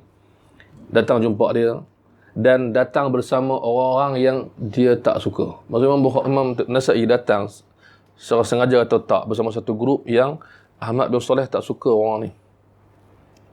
Mungkin sebagai recommendation ke tak tahulah apa. Dia tak suka, maka dia tak mau. Aku tak mau baca hadis. Imam Nasa'i kecil hati. Itu saja. Sedih. Jadi macam kalau kita memfras, marah kan. Tapi nak belajar kena halau. Contoh. Kita macam mana? Itu maksud dia. Itu satu. Dia kata, Imam Nasa'i mengumpulkan hadis-hadis yang Ahmad tadi tersilap. Ini dipanggil apa? Contoh. Bukan nak sama kayak Imam Nasa'i kan. Imam Nasa'i zaman tu. Kalau zaman sekarang contoh apa? Kalau marah kat orang tu, kumpul video dia silap. Contoh. Nah, tu. Contoh. Ini kumpul hadis. Okey. Kata apa? Kata Imam Ibn Hajar, itu tidak menjatuhkan Ahmad bin Saleh. Dia imam yang thiqah. Dia silap sikit je. Tak ada masalah. Kan? Tak apa. Begitu juga kata-kata ulama lain. Tidak mengapa. Kritikan An-Nasa'i tidak menjatuhkan. Okey. Itu satu. Kemudian tentang Yahya bin Ma'in kata kadzab tadi, sebenarnya Ahmad bin Saleh itu orang lain, bukan Ahmad bin Saleh Al-Misri. Ahmad bin Saleh lain. Sebab tu Ibn Ma'in kata kadzab, bukan Ahmad bin Saleh Al-Misri, Al-Hafiz, bukan. Ahmad bin Saleh yang lain. Ada ramai nama Ahmad bin Saleh, kalau buka kamus periwayat, ramai nama sama. Ahmad bin Saleh, Ahmad bin Saleh, Ahmad bin Saleh ramai. Kalau nama terkenal, lagi terkenal Muhammad bin Muhammad ramai, Muhammad bin Abdullah ramai. So makna kesilapan pada perkara tersebut. Baik. Siapa yang cakap begitu? Itu ialah Ibnu Hibban. Ibnu Hibban kata, sebenarnya Ahmad bin Saleh itu bukanlah yang disangka. Ahmad bin Saleh Al-Misri bukan yang tu. Maksudnya Ahmad bin Saleh yang lain. Itu maksudnya. Baik. Jadi dia kata di sini, disimpulkan. Dia kata, bermakna Imam Nasa'i seorang sahaja yang mendhaifkan Ahmad bin Saleh. Dalam hal ini, kalau kita nak kira kan, statistik dia seorang aja. Yang lain segala Bukhari, segala Abu Hatim, segala Ahmad bin Hanbal, guru dia lah, Masya Allah punya ramai. Maka dia kata, dia ambil kata-kata Al-Khalili yang mengatakan sepakat para hufaz bahawa kata-kata Imam Nasa'i tidak diterima pada Ahmad bin Saleh. Nah, itu maksudnya. Jadi mana itu cerita? Cerita detail maksudnya. So ada tak periwayat yang dikritik dalam Bukhari? Ada. Itu jawapan yang menarik. Jawapan ni ialah ya. No problem. Silakan buka. Siapa dia? Kita cek dalam ni. Adakah ada jawapan? Ya, ada jawapan. Okey. Baik. Satu lagi kita ambil Ahmad bin Abi Tayyib Al-Baghdadi. Kan? Abu Sulaiman Al-Marwazi. Apa dia?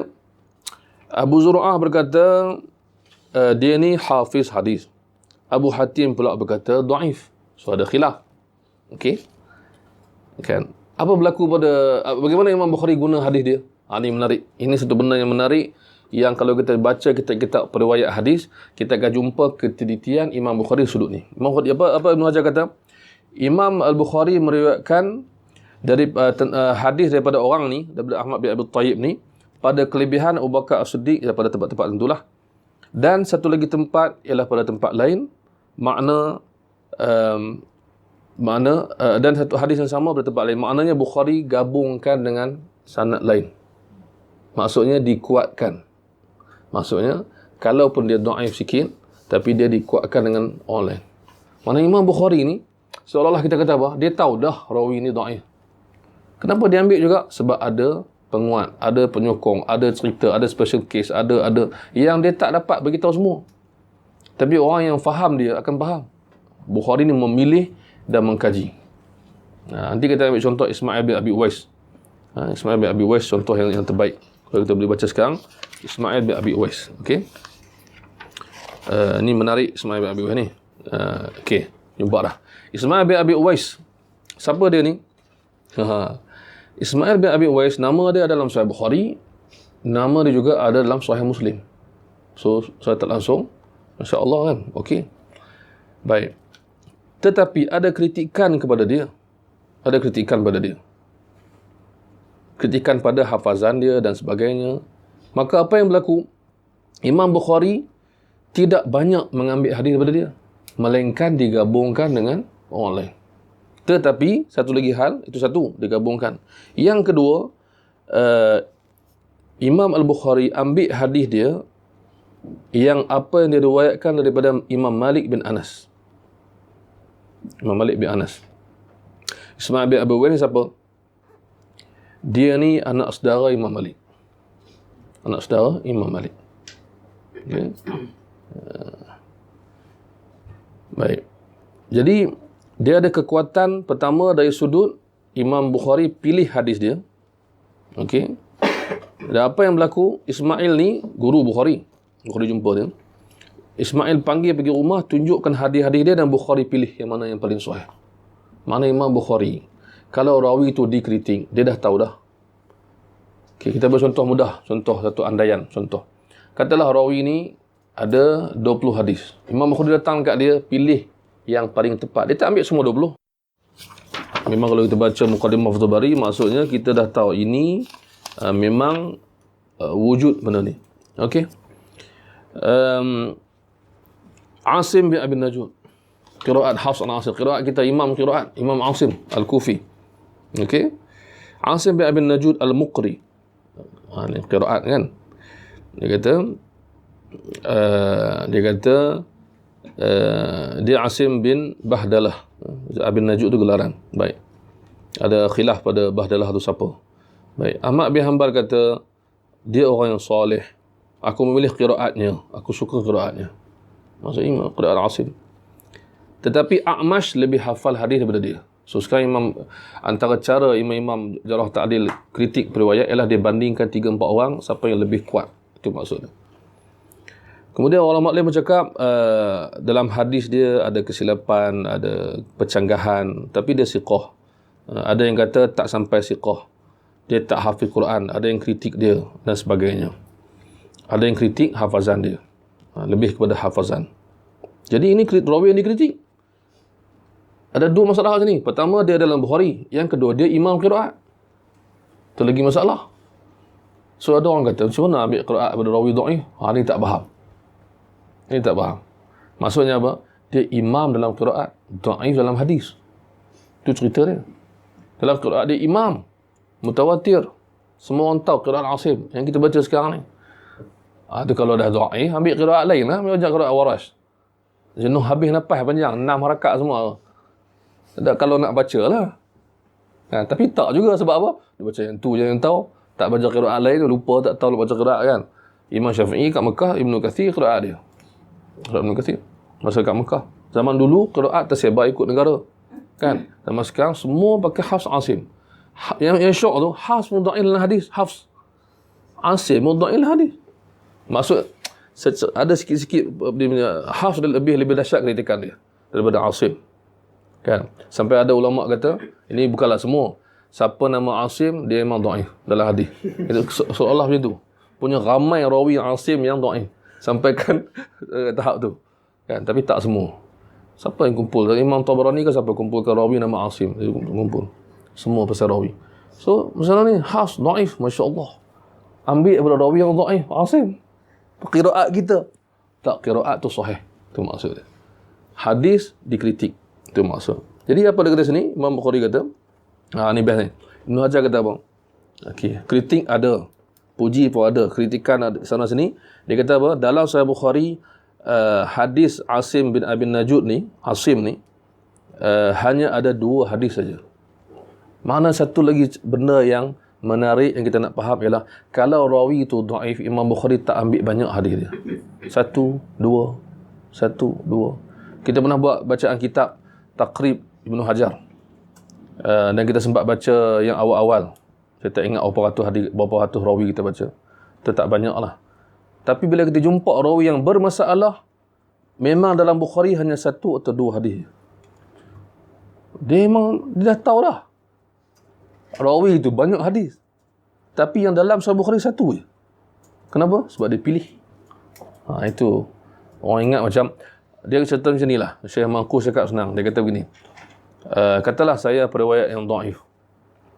Dhaif dari segi apa? Saya ada 100 hadis yang saya riwayatkan. Tapi saya silap pada 80%. So 20% tu ulama terima. Itu cara dia. Rawi dhaif tak? Dhaif. 80% silap. Tapi ada tak hadis yang betul? Ada. Okey, dia pula siqah. 80% betul, 20% salah. Maka ulama tolak yang 20%. Walaupun dia siqah. Itu cara dia. Kalau nak faham, nak dekatkan fahaman. So, tak ada orang yang namanya dhaif tolak semua hadis, siqah terima semua hadis. Tak ada. So, apa bahaya akan berlaku? Bahayanya apa? Kita akan tolak hadis yang sahih. Sebab apa? Rawi itu dhaif. Kita akan terima hadis yang dhaif. Kerana apa? Rawi itu siqah. Ini Syekh Mangkus sebut dalam temu buat dia TV iKim, nanti akan siap dia punya subtitle, akan disiarkan. Dia jawab tentang cara ulama dulu menilai hadis, imam-imam. Jadi tak ada kita kata saya cek sanad Ustaz, saya ambil satu hadis daripada kitab tu, saya cek sanad dia ada dhaif, so dia dhaif. Tak mesti macam tu. Letak balik dalam kitab tu, tengok imam kata apa, ulama kata apa, dia kata apa, dia kata apa. Tiba-tiba ulama kata hadis sahih. Rawi dhaif, hadis yang dia betul. Tiba-tiba sanad tu semua siqah, tapi salah hadis tu. Kerana apa? Rawi tu salah.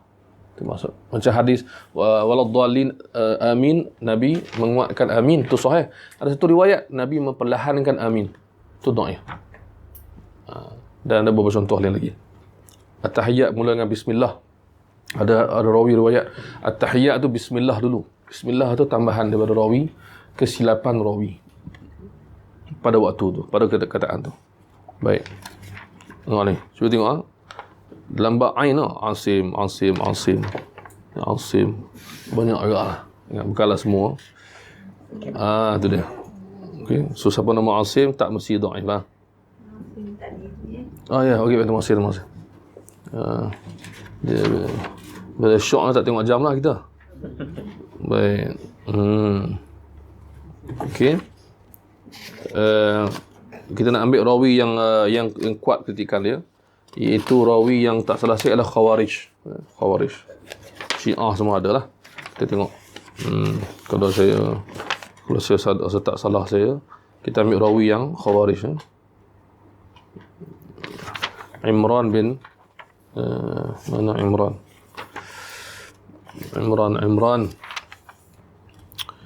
bin Hittan. Okey, ini cerita dia. As-Sadusi, penyair yang terkenal yang ada pandangan Khawarij. Ibn Hujjah cakap macam ni. Rawi Khawarij, ada pandangan Khawarij. Ketua dia kalangan Khawarij dan khatib Khawarij. Okey. Tapi dia bukan Khawarij yang macam Khawarij lain. Dia ada banyak kategori juga. Kan? Okey. Dia menyeru ke arah pandangan dia tu. Pandangan dia yang ulama kata salah tu, dia kuat menyeru. Ini pandangan saya. Ke arah tu. Sebab menyeru ni setengah ulama bincang dalam mustalah hadis. Kalau orang yang pemikiran dia bid'ah tu, dia menyeru ke tak menyeru, ada kaitan. Ini bukan setakat dia okey pandangan dia tu, dan dia agresif maksudnya. Kan? Allahu Rabbi. Tu dia. Jadi Imam Abu Dawud kata apa? Semua Hajar nak fahamkan. Dia kata dia ni ada pandangan-pandangan dia, tetapi disiqahkan oleh ulama. Dan Imam dan Qatadah kata dia tidak dikritik dalam hadis. Okey. Dan Imam Abu Dawud kata di kalangan ahli bid'ah yang paling sahih hadis mereka ialah Khawarij. Pasal apa? Khawarij tak boleh buat dosa, tak boleh menipu. Menipu dosa besar di kafir. Macam mana? So dia tak menipu dalam buat riwayat. Kita zaman sekarang cakap Khawarij. Macam mana riwayat Khawarij? Okey. Kita ambil seorang lagi yang mana saya mampu ingat, insya-Allah. Allahu Rabbi. Itu nama ni huruf apa ni? Jim ha. Okey. Insya-Allah. Haris bin Uthman. Harith bin Uthman. Okey, jom tengok ayat permulaan dia. Dia kata apa? Terkenal daripada kalangan tabi'in yang kecil. Maksud tabi'in bukan tabi'in awal. Tabi'in ni ulama bagi yang besar, yang jumpa ramai sahabat. Makin kurang jumpa sahabat, makin belakang, dia pertengahan, dia makin kecil dan sebagainya. Baik. Imam Ahmad kata siqah, Ibn Ma'in kata siqah. Dan imam-imam lain, tetapi Al-Fallas, iaitu Amr bin Ali, antara guru Imam Bukhari, maksudnya dia mengkritik Harith bin Uthman. Dia katakan bahawa Harith bin Uthman ini mengkritik Sayyidina Ali. So ini lawan daripada Syiah. Yang panggil apa? Nawasib. Ke arah tu nampak macam tu. Dia kritik Sayyidina Ali. Abu Hatim berkata, aku tidak pernah tahu orang di Syam yang lebih hebat hadisnya daripada tu. Okey, daripada hadis tadi. Dan tidak sahih. Dan tuduhan bahawa dia kritik Sayyidina Ali tidak benar. Tak benar pula. Maksud tak betul. Lepas tu kata, tuduhan ni, orang kata apa, kena cek. Jangan kita ambil. Ush, macam mana dia ni? Dia ni lawan kepada ni Syiah kan. Syiah angkat Sayyidina Ali, dia hentam Sayyidina Ali. Tak, hentam tu pun Abu Hatim kata tidak sahih. Kritikan terhadap dia tidak sahih. Itu maksudnya. Dia kata Imam Bukhari mengatakan bahawa seorang ulama guru dia Abu Yaman berkata hari ini pernah kritik seseorang kemudian dia berhenti. Maka Imam Hajar kata mungkin dia telah bertaubat selepas itu. So banyak kemungkinan. Okey. Tu dia. Kemudian macam tadi juga, hanya ada 2 hadis dia dalam Sahih Bukhari. 2 je. 2 kali je sebut. Maksudnya orang tu kritik, bila ada kritik dia makin kuat, hadis dia makin sikit. Itu Imam Bukhari punya style. Dia pilih sepilih-pilihnya. Itu maksud. Ya Allah Rabbi. Cakap apa lagi. Jadi, ramailah rawi ni. Mana kita boleh buat kesimpulan insyaAllah. Sikit kita baca malam ni. Siapa nak baca banyak, ni buku dia. 7 ratih muka surat. Untuk tidur ang buku ni lah, senang. Boleh baca. Kan? Dalamnya ada banyak, ada 10 bab. So bab 8 dan 9 kita ketengah sebab apa? Sebab kita cuba nak fahami isu yang timbul. Ada orang kritik kata dalam Bukhari ada hadis dhaif. Dari segi hadis. Itu bab 8. Bab 9 pula ada orang kata rawi dhaif dalam Sahih Bukhari. Itu bab 9. Sekurang-kurangnya kan, letih juga lah membacanya. Sebelum kita terima kritikan orang tu, baca dululah. Kan? Kita baca, boleh tahan hari ni. Kan? Banyak pula cerita ni. Jadi, maknanya kalau kalau ada orang kata begitu, no problem. Tapi itulah, maksudnya, kita apa? Bagi tahu betul-betul. Kan? Berapa jumlah hadis yang saudara kata dhaif ni? Kemudian apa hadis dia? Yang ketiga, siapa yang kata? Saudara kata ke? Ambil ulama mana ke? Berarti keempat tu betul ingat tu. Berapa lama kaji ni? Sebab setengah orang dia tak cerita berapa lama dia kaji. Maksudnya dia tak mau cerita lah, sebab nanti orang akan fikir hasil kajian. Takkan saya kata, saya baru kaji 2-3 minit lepas. Jadi orang macam, come on lah. Ini saya dah buat 10 tahun dah. Saya, macam ini ada nilai dia. Walaupun mungkin 10 tahun tak faham juga, tapi nilai tu ada. Nilai tu ada. Saya ni fast learner kan. Saya kaji seminit je. Tak boleh dah sampai seminit. Fast learner pun kan. Super fast learner ke, tapi kena ada lah ruang sikit, relax lu. Kan. Sabar lu. Kan. Kemudian rawi dhaif. Saya dah tengok semua nak, nanti lu tengok. Tengok Ibn Hajar jawab apa. Memanglah mungkin kita buka kitab lain. Kita tak buka jawapan Ibn Hajar. Persepsi kita berbeza. Memang terang-terang je. Okey, itulah cakap itulah insya-Allah malam ni. Ada soalan tak?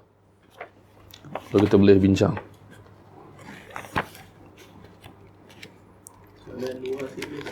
Allahumma. Kalau saya tahu lah. Pandangan boleh saya dah jelas lah dalam tulisan saya, dalam beberapa video kalau tengok lah. Tapi pandangan saya pada malam ni, maksudnya Syekh Albani ini dia ada sumbangan dia, tapi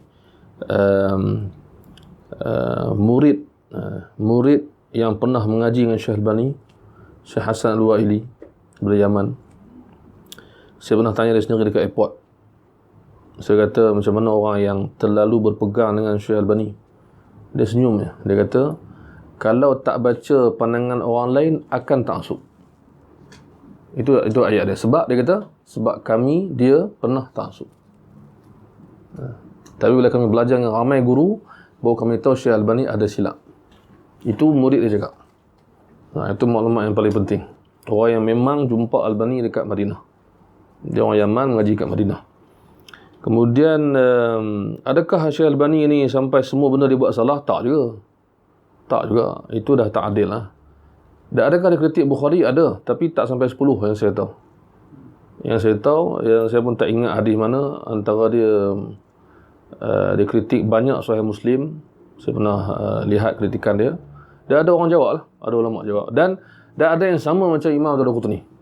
Ada. Maksud dia sokong Daraqutni. Ada. Tapi tak banyak sangat. Taklah sampai 50. Tak. Saya tak ingat bila. Kita masing-masing boleh cari. Saya ingat saya tak sampai 10 pun hadis yang Syekh Albani kritik dalam Bukhari dan Muslim dikumpulkan sekali. So mana Bukhari tu lagi sikit lah yang dia kritik. So kritikan dia sama macam Daraqutni dan lain-lain. Masalah sekarang ni ialah penilaian dia tu terhadap hadis. So kita sekarang ni, kita zaman kita mudah ambil pandangan. So kita susah nak kaji, nak compare, nak buat muqaranah perbandingan. So ramai orang ambil Syekh Albani kata. So ni masalah besar sebab pertama Syekh Albani tarik balik lebih kurang 500 hadis. 500 ditemui, dia ubah sahih, dhaif kepada sahih atau sebagainya. 500 hadis dikumpulkan oleh orang-orang yang sayang kepada dia, orang salafi sendiri, untuk bagi tahu bahawa Syekh Albani tarik balik. Dan yang lain-lain lebih pada tu, ada satu buku tulis 500 ni bahagian pertama, dia nak keluarkan lagi bahagian kedua. So mana lebih dari 500. So makna kena hati-hati yang Syekh Albani nilai, kena hati-hati. Maka cara paling baik ialah jangan letakkan dia nombor satu. Cari dulu imam-imam dulu cakap apa. So imam kita bahagi imam-imam zaman kitab macam Bukhari, Tirmizi yang awal, kemudian kurung 3, kurung 4, kurung 5, macam itulah. Kan? Sampai di zaman moden, okey, kita boleh buat penilaian. Syekh Albani kata apa, Syekh Su'aib Naud kata apa, Syekh ni kata apa, Syekh ni, boleh bincang. Tapi jangan bincang tu sahaja. Kena bincang sebelum. Itu cara dia. Sebab tu kata setengah orang menilai hadis ni bukan senang. Betul. Jadi sebab tu orang tak boleh nak buat perbandingan. Orang nak ambil yang senang. Yang senang apa? Apa Syekh Albani kata? Apa Syekh Su'aib cakap? Apa Syekh ni cakap? Apa Syekh ni cakap? Dan kadang-kadang setengah orang tak kenal pun Syekh tu, tapi dia buka kitab ada footnote, dia ambil footnote. Biasa. Kan? Dia tak kenal siapa orang tu, dia ambil footnote. Sebab apa? Senang. Footnote tu bagi tahu lah dalam sanadnya ada seorang nama ni, ada seorang nama Asim bin Najud. Sudah. Dan dia adalah dhaif. So orang cakap macam, kita ambil. Sebab sekarang masalah ni ialah Syekh Su'aib, arwah Syekh Su'aib, saya ingat dia pernah sebut dalam kelas dia, dalam kelas kami tadi, dia kata semangat mengkaji dah hilang mengikut pandangan dia pada orang zaman sekarang. Masa tu tahun 2001 dia cakap. Dia kata semangat himmah, dia kata. Keinginan untuk mengkaji tu dah mati. Istilah yang ulama guna yang Syekh Su'aib sebut malam tu, matatil himam. Himmah, jamak ada himam, matat, telah pun mati. Maksudnya apa? Nak cari satu hadis tu, payah tengok kitab banyak. Macam mana? Google je lah. Software kan? Dora.net, apa lagi? Senang aja. Betul tak? Jadi dia kata kesungguhan nak mencari itu kurang. Kalau Syekh Su'aib yang saya pernah tengok dia di pejabat dia tulis dengan pensel, padam, tulis pensel di mana. Lepas tu dia suruh pembantu dia ambil kitab tu, kat situ ambil kitab tengok, buka. So bukan guna komputer. Kalau ikut Syekh Hasan Wa'ili tadi, murid Syekh Albani, dia kata apa? Komputer ni melemahkan otak. Dia pun tepuk kepala dia. Dia kata komputer melemahkan ingatan. Dia cakap. Jadi memang betul lah. Kita ni orang yang paling lemah ingatan kita dibandingkan dengan imam-imam hadis. So kita kena guna, kan? Nak buat macam mana? Kita memang sedar diri, itu okey lah. Kan? Tak ada buat saya nak cakap ke orang tak apa, tak apa. Tak. Jangan cakap gitu. Orang yang keluar dari Quran contohnya. Dia hafal Quran kan? Penat-penat hafal Quran. Kita kata kat dia apa? Penat apa, tak hafal, tak apa. Apa dia rasa? Dia cakap macam tu. Quran kenapa lah? Hadis, tak hafal, tak apa. Jadi nak buat apa sebenarnya? Kalau kita sedar diri, Alhamdulillah. Tapi kalau kita kata tak hafal pun tak apa, tapi saya nak challenge imam-imam ni, saya nak bincangkan, semua orang sama aja kita lelaki. Tak boleh. Ini masalah besar. Kan?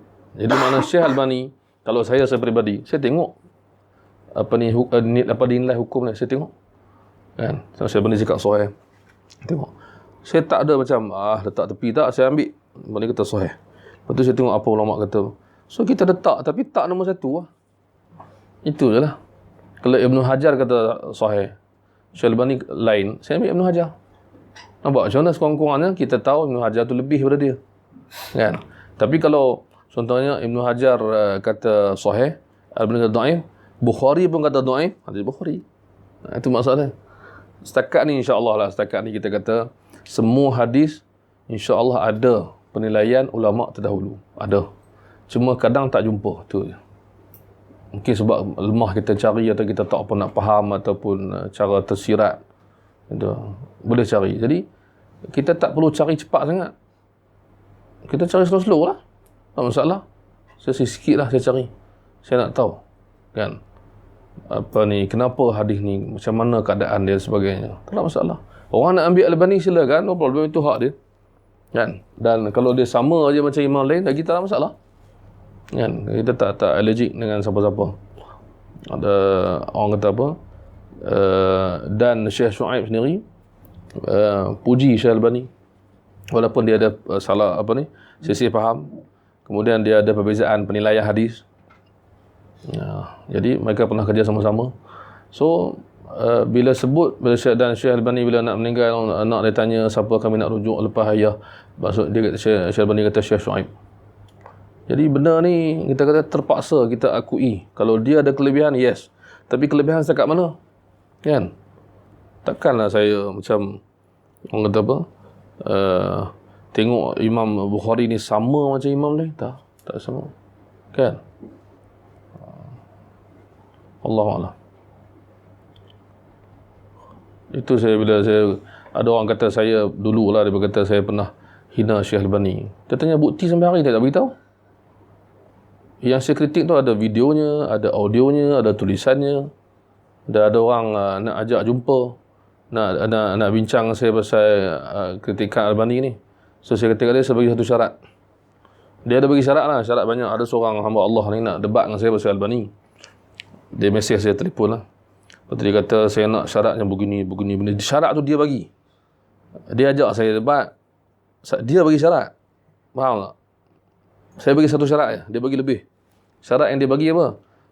Boleh soal jawab, lepas tu terbuka, boleh rakam, adalah syarat dia kan. Saya kata saya boleh setuju, tapi saya ada satu syarat. Syarat dia, kat mana saya hina Al-Albani? Bagi tahu yang tu, saya datang debat. Dan sampai hari ni saya call pun tak angkat. Dia nak debat saya pasal saya kritik Al-Albani. Fine. So bagi syarat macam-macam. Kena buat live lah. Ada syarat saya tak ingat lah. Tak boleh itu, tak boleh. Lepas tu, kata, satu syarat saya bagi. Dekat mana saya hina Al-Albani. Kalau video beritahu minit, kalau tulisan beritahu artikel, beritahu web, apa, beritahu. Itu syarat saya. Then baru sah dakwaan tu. Tak boleh. Dan saya tak mau angkat. Jadi itu masalah kita sekarang. Kita dakwa, kita memang tahu orang ni kecil hati pasal kita kritik Syekh Al-Albani yang dia sanjung. Itu maksud dia. So kita faham kecil hati tu. Tapi orang yang balik kepada istilah insaf dan munsif tadi, dia perlu manage lah. Engkau punya kecil hati tu manage. Akhirnya buat macam mana? Dengar sekejap apa. Kalau salah kita pertahankan. Kita dengar sekejap, kita kecil hati sekejap, kita sakit hati, tapi kita pertahankan. Okey, kau cakap Al-Albani salah kat mana? Aku nak jawab. Itu baru puas hati. Saya bagi apa? Ada orang emosi. Sedangkan saya bentang benda tu di depan semua orang. Pada tahun 2006 2007. Saya bentang. Ada rekaman semua siap, ada audionya, ada videonya. Saya kritik dengan bukti dan sebagainya. Dan saya beritahu kritikan terhadap Al-Albani dibuat oleh Salafi sendiri. So, oleh syekh-syekh Salafi yang besar. Jadi macam mana? So kita nak kejar apa? Sampai ada orang cakap dengan saya, ini bukan ustaz, tapi dia orang yang silap. Kita tak mau guna sebagai hujah. Tapi dia cakap depan saya. Dia kata apa? Jangan kritik Al-Albani. Kalau Al-Albani kena kritik, habislah kita. Dia cakap ayat. Kenapa cakap macam tu? Wallahi dia cakap depan saya. Ini bukan ustaz, bukan hujah. Tapi saya ceritakan pandangan orang, panggil orang. Bila ada seorang ustaz nasihat saya, janganlah kritik sangat. Lepas tu dia datang di belakang, dia kata apa? Tak boleh kritik Al-Albani. Kalau kritik Al-Albani, habislah kita. Dan ustaz yang kritik saya, yang marah saya tu, jawab dekat dia balik. Bukan macam tu. Dia jawab, janganlah cakap macam tu. Dia maknanya betul lah. Maksud ada orang macam tu. Kalau Syekh Albani dah cukup, engkau siapa? Oh, bukan macam tu. Kita alhamdulillah tak hina langsung, insya-Allah. Ayat kita jaga. Kan? Tapi kalau Syekh Albani lain dengan Bukhari tu, tolonglah nak cakap macam mana? Tak cakap lah. tunjuk lah. Bukhari kata, Albani tak mau cakap. Terpaksa tunjuk lah. Kan, itu cerita dia. Adakah ada khilaf antara Bukhari Muslim? Ada. Tapi terlalu sedikit. So, maknanya kita tak boleh buat kaedah orang yang ke belakang lebih tahu ke orang yang dulu lebih tahu. Itu soalan dia. Ada orang cakap macam tu. Orang belakang lebih tahu. Sebab apa? Dia lebih banyak kitab. Ya ke banyak kitab? Dia lebih banyak maklumat. Ya ke banyak maklumat? Bukhari, asal kitab dia, Sahih Bukhari, dia buat daripada 600,000 riwayat. Mana riwayat tu? Soalan dia. Yang ada dalam kita 7,500 riwayat. 7,000 riwayat. 7,000 hadis Sahih Bukhari. Bukhari kata dia buat daripada 600,000 riwayat. Mana dia yang lagi berapa ratus ribu riwayat tersebut? Maknanya tak mampu. Maksudnya. Tapi kita tak naklah tutup. So kita buat macam Imam Ibn Hajar. Ibn Hajar, masya-Allah, dia jawab satu-satu. Dan kadang-kadang dia cakap Wallahu a'lam. Dia kata ketika ni kuat juga, Wallahu a'lam. Makna dia open. Kan? Dia kalau dia depan kita pun heran. Kan? Macam mana ni hafiz macam ni tahap ni. Dia jawab. Baik. Wallahu a'lam. Ada soalan?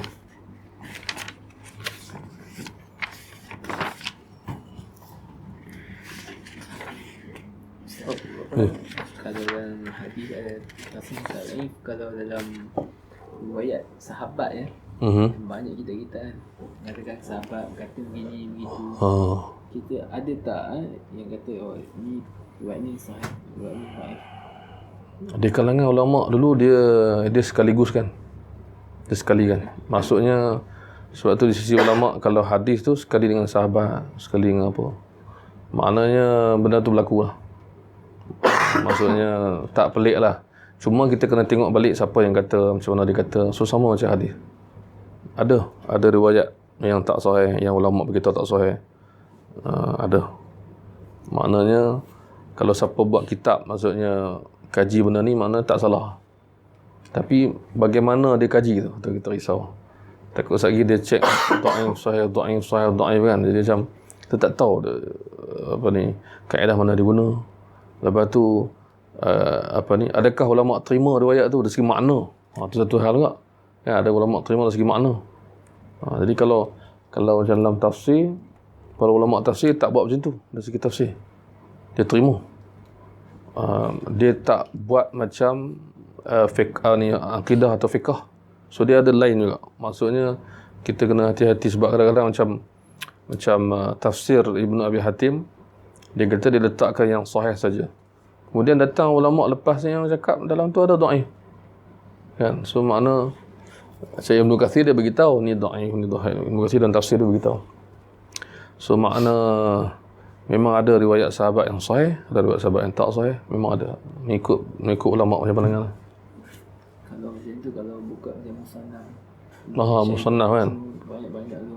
Kalau kita ambil, ini kita kata ini Ibn Umar kata. Sebab apa dalam musannaf? Tanpa kita tahu ada kritikan. Jadi adakah kita boleh ambil macam tu saja? Rasa saya tak boleh. Tak boleh, ada dua sebab. Sebab pertama yang tadi tu, sahih dhaif tu. Sebab musannaf ni Musyaibah ke Abdul Razak, dia tak beritahu kan. Dia tak beritahu sahih dhaif. Dia bawa, dia kumpul ikut bab. Satu masalah lagi ialah mungkin pandangan tersebut dah ditarik balik oleh imam tu. Tapi kita ambil riwayat tu. Maksud macam kita ambil video tahun dulu. Situ lah. Riwayat tu ada kan. Tapi riwayat tu dia dah tukar lah riwayat lain. Video dulu dia dah tukar dah kepada video baru, update dah ubah pandangan. Kita still ambil yang lama, kita letak itu masalah. So maknanya ulama kata kalau nak ambil fiqh, ambil daripada kitab fiqh, bukan ambil daripada kitab musannaf. Itu setengah-setengah ulama pesan kita. Walaupun nak quote benda yang disepakati, okeylah. Benda-benda fiqh tu. Kata tak, saya guna ni sebab ada dalam musannaf. So tak apa. Dia kena tengok kitab fiqh, mengikut mazhab mana. Ikut imam mana. Sebab nanti kita ambil Hasan Basri. Mungkin dia dah tarik balik, mungkin dia cakap tu pandangan dia dihuraikan pula dalam kitab lain. Tu tak boleh ambil saya ikut mazhab Hasan Basri, tak boleh. Sebab mazhab dia tak dikumpulkan dan ditapiskan mana dulu mana kemudian. Macam mazhab Syafi'i dulu dan kemudian tu ada. Itu maksud dia, establish. Baik. Sebab tu setengah ulama kata 4 mazhab ni kekal sebab telah dikumpul dan disusun dan sebagainya. Tak seperti mazhab-mazhab lain yang hilang.